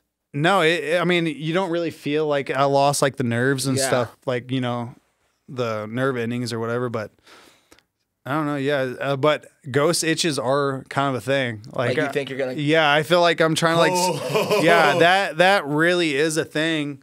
Like, I feel like my ear like itches sometimes, and like it's not there. Like it's like, you know what I mean? Like, Yeah, because I saw a video of it when it was stitched, and this Yeah. was like August of 2020. and I was still out there getting it. You were out there. The poofer though. You saw the tuck Yeah, behind I the was. skin. I pulled up the video Like- that I was talking about. I don't know if you've seen this video. Alrighty then. I didn't know why you turned to the camera. I was trying to show you guys, but Oh fuck. do you see the thing on the side though? You see like the thing on his ear. Yeah, So that no, I was see it. stapled. That was stapled like this. Yeah, that was It was that tucked, stitched. dude. Oh my god. The only person that knows what you went through as far as the ear thing goes that I know of is Evander Holyfield. And that's because Mike Tyson bit his motherfucking ear off. Mike Tyson's a pussy for biting. I have a lot of things to say. And you know what, Mike? If you bite in a fight, you're a bitch. Yeah, facts. I mean, dude. So what happened to the guy? I mean, Yeah. obviously you slammed him on his fucking You want to head. go back to I don't. STL hey, right now and go beat the fuck out of that fool? I don't know. I don't know the guy. I never seen him. I don't know what happened. Kenny's not the type of dude that's going to press charges and go after somebody and file a police Well, I mean, you report. probably cracked his head open, most likely. I don't know nothing. I mean, after you scraped up your ear and put it in a little tin foil and fucking or a fucking envelope and tossed it into your fucking cup holder and emptied your cup out and put the ice on it. I mean, there wasn't a lot you could do other than to try to get to the hospital and try to repair your motherfucking ear. But Yeah, that's. I gotta tell you, Kenny, don't nobody look at you differently, my boy. If anything, we all have a lot of respect for the Dude, fact what do that you mean? Like, you just yeah. kept it fucking thugging, kept it I'm not- moving, had full blown stitches throughout your shit, and just kept it thugging. I think this story makes you more of a thug, honestly. Fighting, though. I mean, obviously, we come into places in our lives where sometimes, and I think that Kenny can agree with this more so than anybody that I've ever met in my motherfucking life, and it makes me happy to hear that a Midwestern boy is gonna vouch with me and for me for this. But sometimes people just deserve to get punched in the fucking mouth. No. 100%.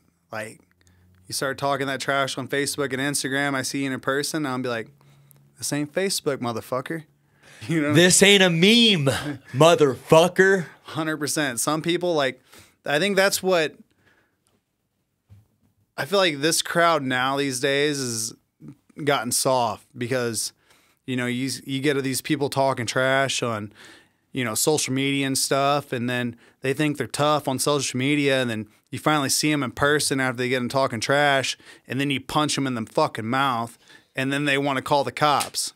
Like, you're not tough talking or acting hard on social media through a text, through DMs, nothing. Like, if you want to talk, be a man and come to that dude's house, meet him out, and talk right there face to face. Don't do some tough guy stuff over social media. I guess you could call it keyboard warrior. Keyboard warrior. Twitter fingers. Twitter fingers turn to trigger fingers. But I kind of grew up old school though. You know, my dad being older and like, you know what I mean? I grew up old school. I seen how my dad would handle stuff and like, you know, growing up through the junkyard and stuff. Like I seen that, like that side of it. You know what I mean? Like 100%. I think as a Midwest boy and somebody that grew up in a trailer park and grew up, you know, I had everything I needed, shelter, food, water, you know, I didn't grow up without those. So I'm not trying to compare it to anybody that's grown up rougher than that. But what I will tell you is the whole definition of fucking around and finding out, to me is something that's based on principle and based on the fact that you think shit's sweet or you think somebody's nice or you think that you're not going to have repercussions based on your actions or based on the things that you say. And I will warn you, be careful, because sometimes the things that you think that you're going to say over the internet or things that you know, think you're going to get away with will catch up to you in the worst way. And I just got to say it right now, Kenny. I'm sorry, bro, but as a fellow Midwestern boy, they don't want to fuck around and find out with me, my boy. no, I already know. Because I'll bite both of your motherfucking ears off. You understand me? And I ain't no bitch, but I'll beat your ass, then crawl down on the ground, bite both the ears off, spit it in your mouth, and make you choke on me. You understand me? Too far? Too far? I don't know. I don't mean.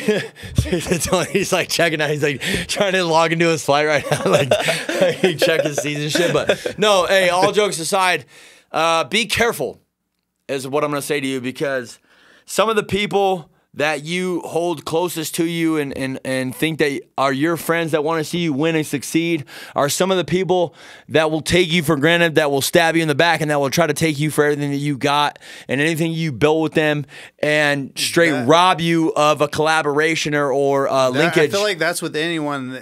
Anyone sees you trying to do something good or make a name for yourself. Facts. You always have those people that you used to be cool with that hate on it and be like, this is just life.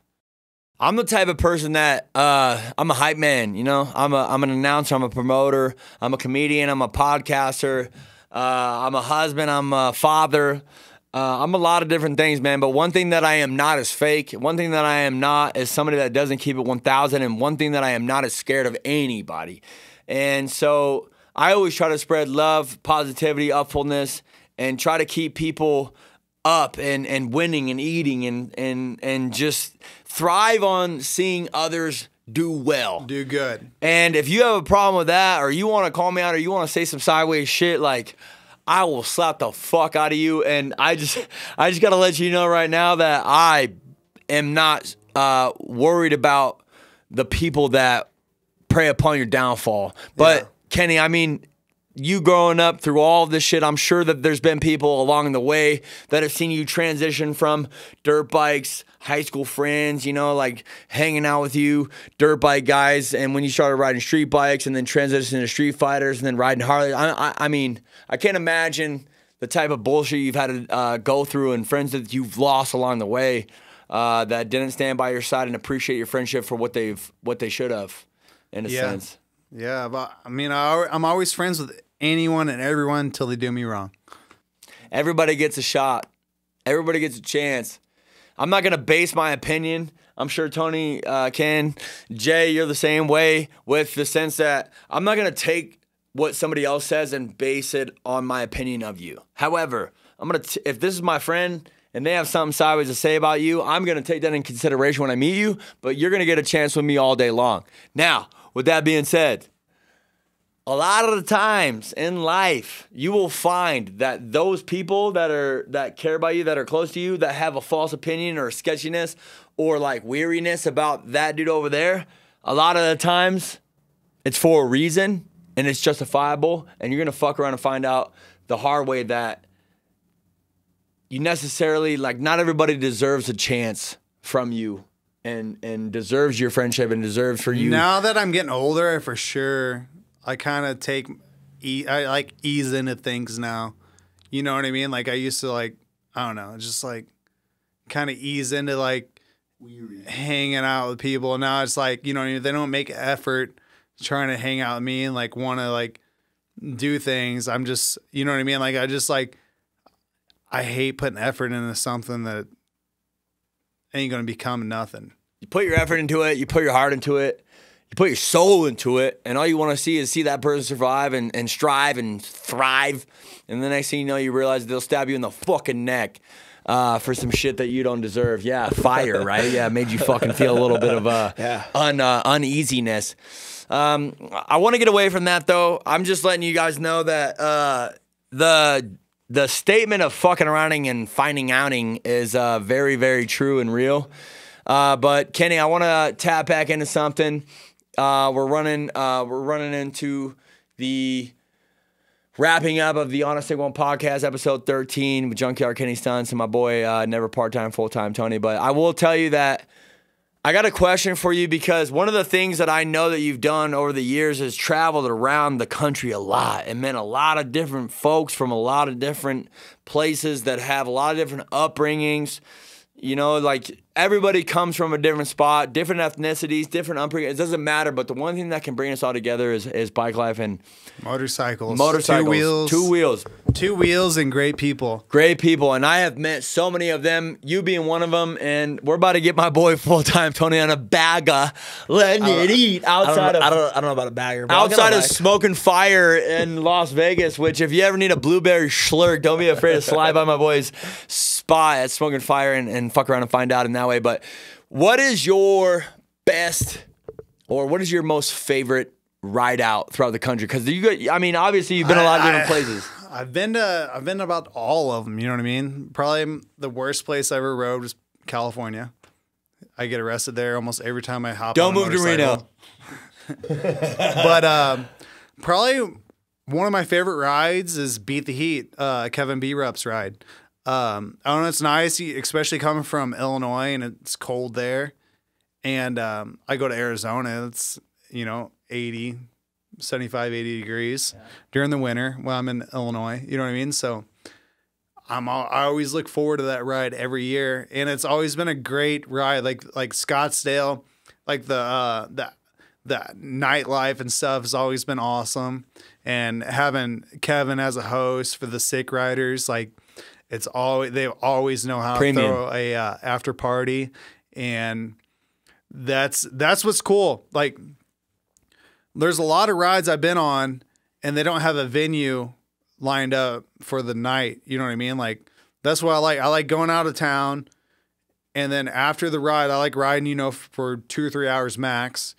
And then you go home and you take a little bit of a nap and you get ready for the night and you go hang out with all your friends that ride motorcycles. 100%. That's what I like doing. Like, I love seeing everyone out that rides motorcycles and we're all in the same spot. And that's why I like Beat the Heat. It's kind of like ROC in a way, but warmer during the winter. But yeah, I don't know. We go downtown Scottsdale and like we go to all the clubs and the bars and stuff, and there's tons of girls hanging out, tons of, like, the ratio is perfect. You know what I mean? It's just a vibe downtown Scottsdale. Like, and Kevin, he's just an awesome dude. And I love being there supporting that guy. Kevin's always done nothing but show me a lot of love and support, and I appreciate the fuck out of Kevin. Shout out B-Rup, Brup. I don't know. There's a lot of different names for that sicko, but shout out Scrape City. Shout out to Brup. Shout out to Beat the motherfucking Heat. It's crazy, man. Like I said, you meet a lot of different people through the scene, and you kind of figure out who's who. You do. And that's something to me that I've realized through being an announcer, through being a promoter, through being somebody that I don't claim to be a stunt rider. Yeah. Do I love riding motorcycles? Abso-motherfucking-lutely.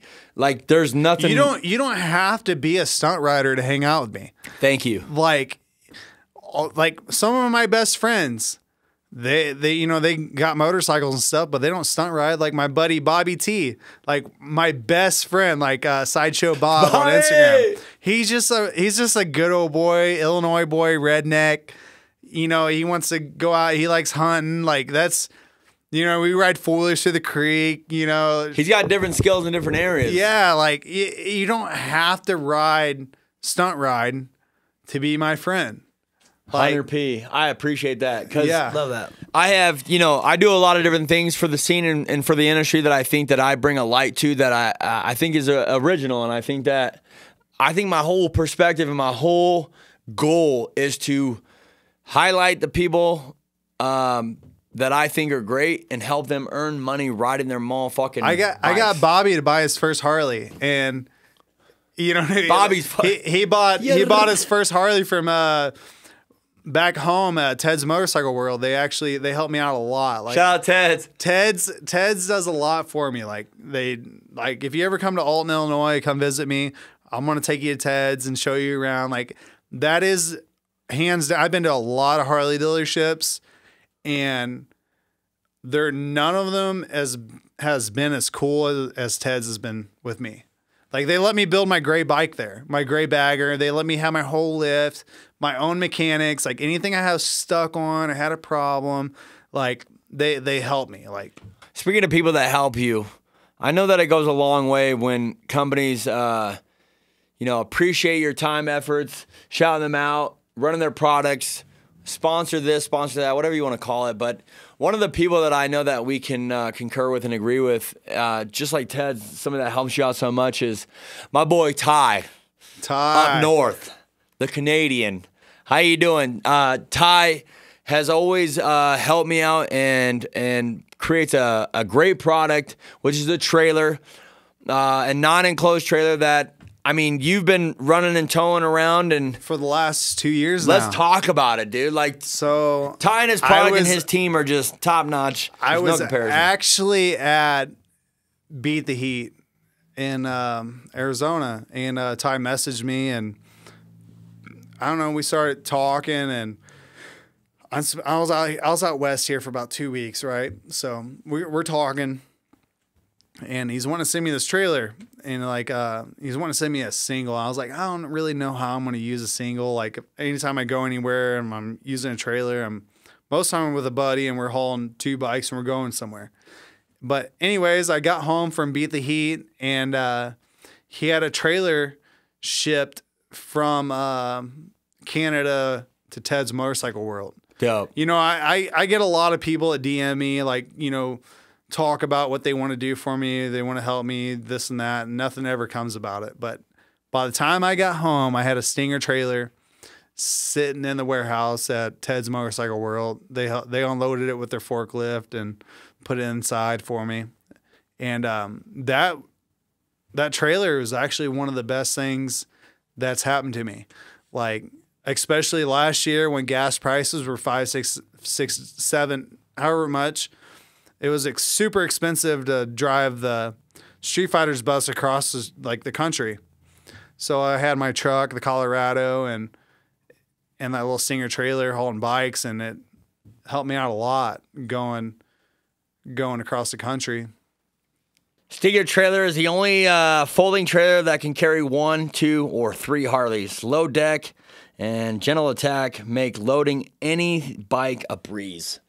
Speaking of being a breeze, Low Life Stunts also he uses runs one. Stinger. Yep. And his son can load his bike on and off it, no problem. I think that it's such a his son is so cool. I know, he's such Is a his sicko. son not the sickest? Such a sicko. Shout out to Low. But Stinger's trailers are one of those trailers that whether you have a truck or a Civic or a full size, it doesn't matter what kind of vehicle you drive. You could put this trailer behind your unit. You could put 1, 2, or 3 bikes on it. It's gonna get you from A to B to C, and it's also gonna allow you to tap in with your homies and be like, "Yo, throw your bike on my shit. Let's load this thing up." So easy with the low loading deck. It's so easy loading a bagger up, like not having to push it up in the back of a truck bed, especially if you have a flat tire. Like one of my favorite things about the Stinger is whenever I'm doing shows and like been doing shows all day and it's 100 degrees out. I've been in a parking lot all day, putting on a show and stuff. And the last show comes, and of course, I'm going to pop the tire. Pa-pow! And my bike's just sitting there laying on its side, and I go to pick it up, and instead of changing the tire, you know, getting it in the back of a truck bed or wherever how I'm loading it, I can load my bike up no problem with a flat tire on that trailer, strap it down, and go home and wait till I get into my shop with a fan and my tools and stuff to change my tire, or, you know, whatever I got to do to my bike. It makes my life so much easier. No more spotters, helpers when you load or unload. And like you said, maybe you have a flat tire. It doesn't even matter. But folds into the size of a barbecue in under 3 minutes. I can't tell you guys, it's the move. Whether you're an older cat, younger cat, you have homies, you're trying to go to Daytona, you want to pick up a trailer, I don't think there's any better way to make it happen for a decent price than going with the Canadians and going with Stinger Trailer. You gotta keep in mind, if you say you get an Airbnb in Daytona. Yep. Right. And you go down when there with a group of some buddies, you know what I mean? Like, say you go down with 3 other buddies, you can put your bikes on or 2 other buddies and put your bike on the trailer. They make a triple. So if you have it enclosed, you got to pay. You can't park that on the street. The cops will write you a ticket the whole week during Daytona. So you have to pay that storage. They have little storage lots around Daytona that you have to pay to park your trailer or your truck or whatever. You know, you can't keep stuff on the street down there. So it's so nice. I've done this the last 2 years. I folded it up and put it right next to the house, or even parked my kind of like my truck kind of on top of it, like, you know, so no one would take it or whatever. Yeah. But it's saved me money, not only in gas but also storage while I'm been at these bike events. 100%. If you're thinking about getting a trailer, slow your roll and go check out my friends to the north, Stinger Trailers. Kenny can vouch for it. There's a bunch of other homies throughout the country, like Lowlife, who can vouch for it. And I don't think there's a better move, honestly. If I'm young and I'm trying to travel to Daytona or travel around the country, and I'm trying to bring some homies with me, save money, save gas, and try to go on a sick one with my friends, I'm going Stinger. And that's the move, period. There's no ifs, ands, or buts. I've had the same trailer, and I got about 30 to 35,000 miles on my trailer. I mean, I keep the hubs and stuff greased, but it's been perfect. It hasn't messed up on me. There ain't been no weld cracks, nothing. It's been an awesome trailer. It's an easy as a breeze. I was just up in Toronto. I got to go to the facility. I got to meet the team. I got to hang out with them. They did nothing but take care of me and treat me with the utmost respect, hospitality, you name it. They took care of They're your good. boy. They really are good at helping their people out and supporting the riders. Facts. They care. They are some of the best people that there is in the scene. Can't wait to see him in Daytona. So if you're looking forward to going down there and you need to get yourself a trailer, don't be afraid to get yourself a unit from Stinger. Get at me if you need a Stinger trailer. Oh, yeah. Hit up my boy Junkyard Kenny, or shoot me a DM. If you're intimidated and don't want to talk to Kenny, you can hit me up too, because I got the plug as well. Sorry. Oh man, don't mean to throw that out there. I got one more thing I want to talk to you about. You hear me? Let's go. All right, let's talk about it. Wait, I have one question. Oh, okay. Let's let full-time, never part-time. Okay, so I just had 2 questions about your social media, and then you can dive into it. Go ahead. Okay, so you posted on social media about your neighbors. Yeah. The crackhead neighbor. That broke into my house whenever I got home? Yes. What post was that? Refresh me. It was on one of the questions that Joe got asked. I can't remember. I remember. Let me pull it up. It's been that post, and then also the post that absolutely blew up that wasn't even a stunt post about the marshmallow and the eggs. Okay. Okay, that's the other question. I love that. Okay, I want to talk about that too. Because that's before I ask you this. Because that literally, I'm looking at it right now. It has has 4.7 million views. Damn. On fucking Instagram, and I've literally seen it so many times. That video went crazy. I think it has over 60 million views just off my personal Facebook. Yeah, I believe it. I believe it because it's everywhere. Yeah. But about the crackhead neighbor. Anyways, I was out here in California, and I was with CJ Barham, and I was out here probably for 2-3 weeks, I would say. We were riding dirt bikes and riding Harleys, doing what we do. Anyways, I came home and my whole house, this is, by the way, my crackhead neighbor, he lives like right to the, like, if you walk out my door, he's right here to the right. Anyways, that's one of my dad's rental houses. Like, he rented off my dad. So. Real quick, this question came from Trevor Got It. Yeah, Trevor got it.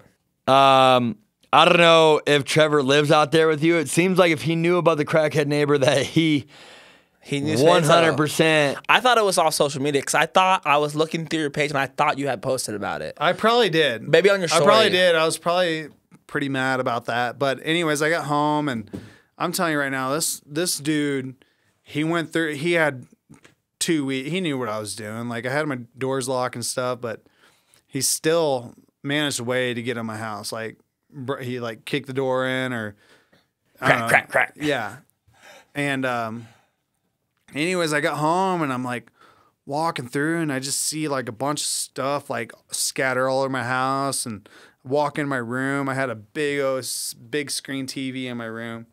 Ripped it clean off the wall, like off the drywall.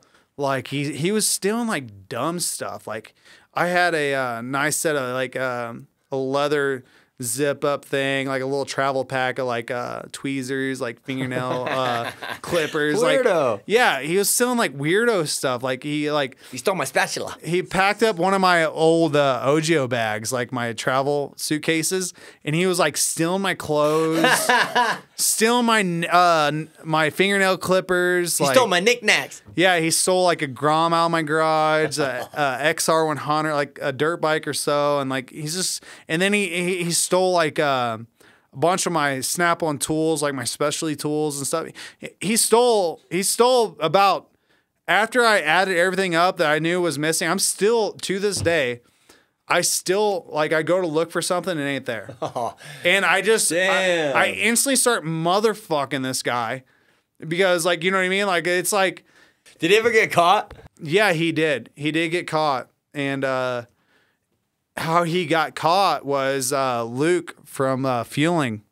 He sent me these posters, like autograph posters, signed at shows and stuff that you autograph.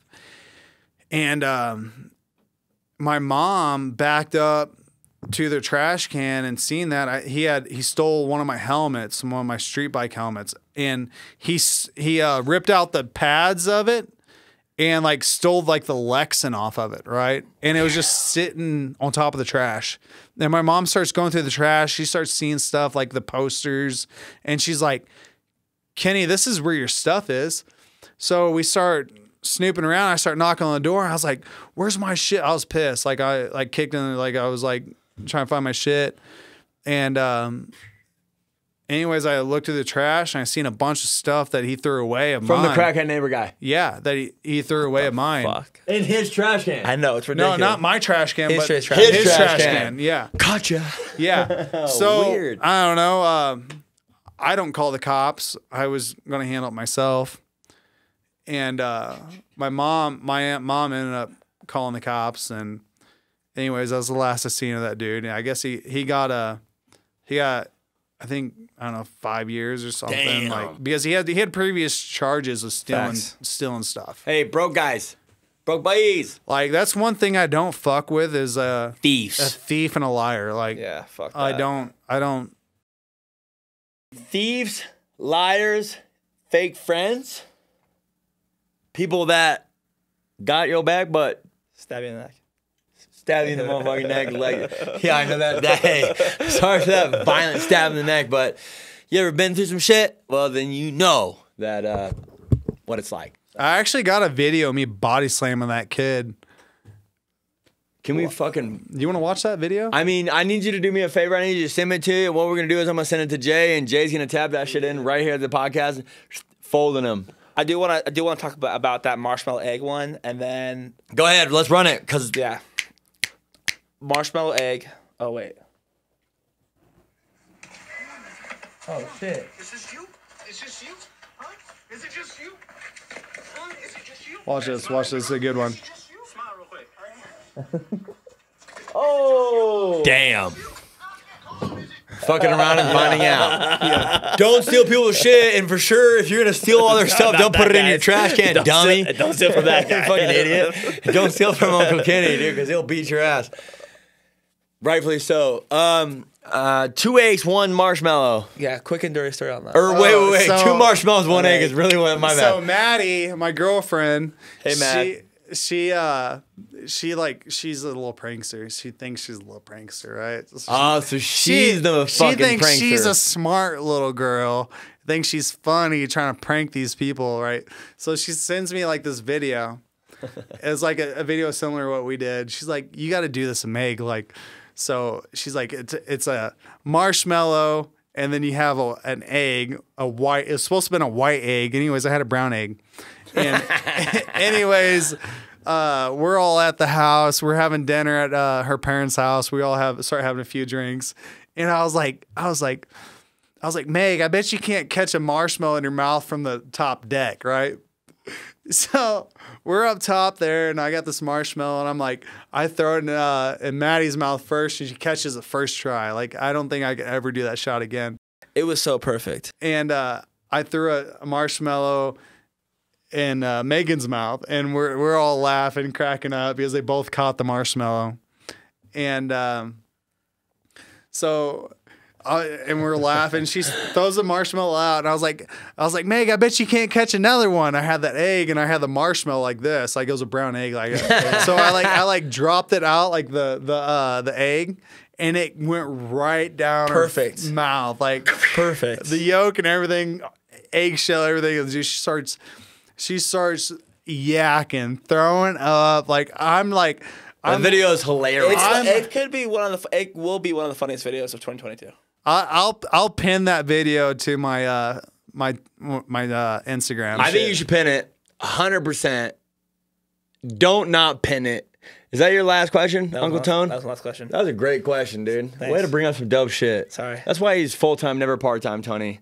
I got my son, David Dean, tapping in at the end of the podcast. He's a daddy's boy. He is 100% addicted to the motorcycles and the culture and everything that I got going on, and I couldn't appreciate my son more for having my back. Because, like I said in the last episode with Uncle CJ, it's always nice when those people in your life have your motherfucking back. Now, with the last question that I want to talk to you about while we wrap up this podcast is, we got some shit going on together, Uncle Kenny, this year. we do. One of those things that we have going on this year is We got the dream team. we have the dream team, we have the squad, and it's crazy when you go to put together something great. You get a collaboration together, if you will, and you get 4 stunt riders, which we have. We have CJ Barham, Tall Boy T, Junkyard Kenny, Seabear Stunts, myself as an announcer, Todd Stanley Films as one of the lead media guys. We have a tour bus going on. We have a big 24-foot trailer enclosed that we're going to travel the country with.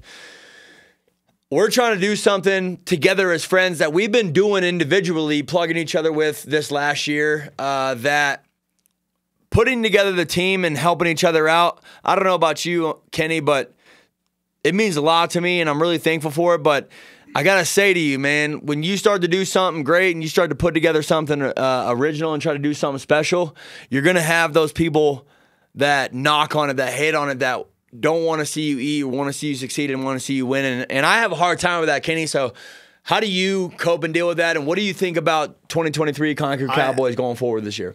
I think you're always going to have people that hate on you no matter what in life, especially when they start seeing you do something good, especially for yourself, and want to like grow something and, make something good out of, the Concrete Cowboys and stuff. But I think the Concrete Cowboys is the move. Like you got some of the best stunt riders. You got CJ, he's sick. You got Tall Boy, super sick. And then you got Seabear, one of the sickest. And then you have me that just like, I'm all right. Junkyard. And I think it's going to be awesome. Us on a bus and we're all filming, touring around and having a great time going to all the bike events and doing shows for everyone. And I think it's the move. Like, you don't see anyone else doing the tour bus. You don't see this skill of riders that's a group I mean, there's groups out there, but you know what I mean? Like it's a special group. You know what I mean? Like it's just sick. We got it covered. I'm wicked stoked to be a part of it, and I gotta let you know right now, man. I'm not afraid to say it, but you know, CJ said it well in the last podcast that I just did with him in episode 12, which was he said that when you start to do something great and you start to do something original and you start to put something together, people are gonna hate on it. And if you're not doing nothing cool, people aren't gonna hate. But once you start doing dope shit, you're gonna develop haters. So my advice to the listeners that are listening to this podcast is do what you love, put some shit together, work with your friends, collaborate, and build something great. And if you deal with haters, and it might even come from some of the people that are closest to you in your motherfucking life, but don't let that affect you. Be bigger, better, and on to the next one. At the end of the day, do what makes you happy. Do what makes you happy. Also, if you got a family, or if you have priorities and shit that you have to provide for, and you put together or you come together with a team of people that are going to want to see you succeed and win. We all want to eat. At the end of the day, we all want to eat. Facts. If you're not trying to help each other succeed and win and eat, what are you doing? You're wasting your time, and don't get distracted. Don't let yourself be dwindled and brought down by the people that don't support you and want to see you win and succeed in your endeavors.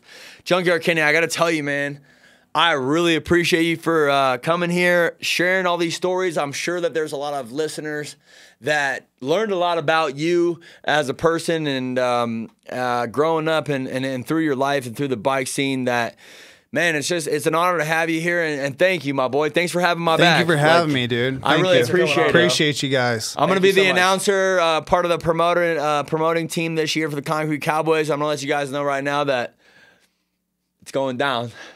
Chinatown. It's going to be a good summer for sure. It's going to be a good fucking time. Hey, this is episode 13 of the On a Sick One podcast. I just want to thank all you guys for tuning in, listening to this. Make sure you subscribe. Make sure you like the channel. And make sure you love and support your friends with any endeavor that they proceed in their life. And don't get it twisted. Stay on a sick one. There's good on a sick ones. There's bad on a sick ones. If you ever need anything, don't be afraid to hit me online because I got yo motherfucking back. Shout out to Culture and Cannabis for sponsoring this podcast. Couldn't do it without them. Shout out to Jay Lightstyle Studios for always having my back, bringing me out here. And shout out to St. Louis and Junkyard Kenny for the 13th episode of the On a Sick One podcast. Salute. I'll see you guys on the next one. Appreciate you. See you. Peace. Fuckers.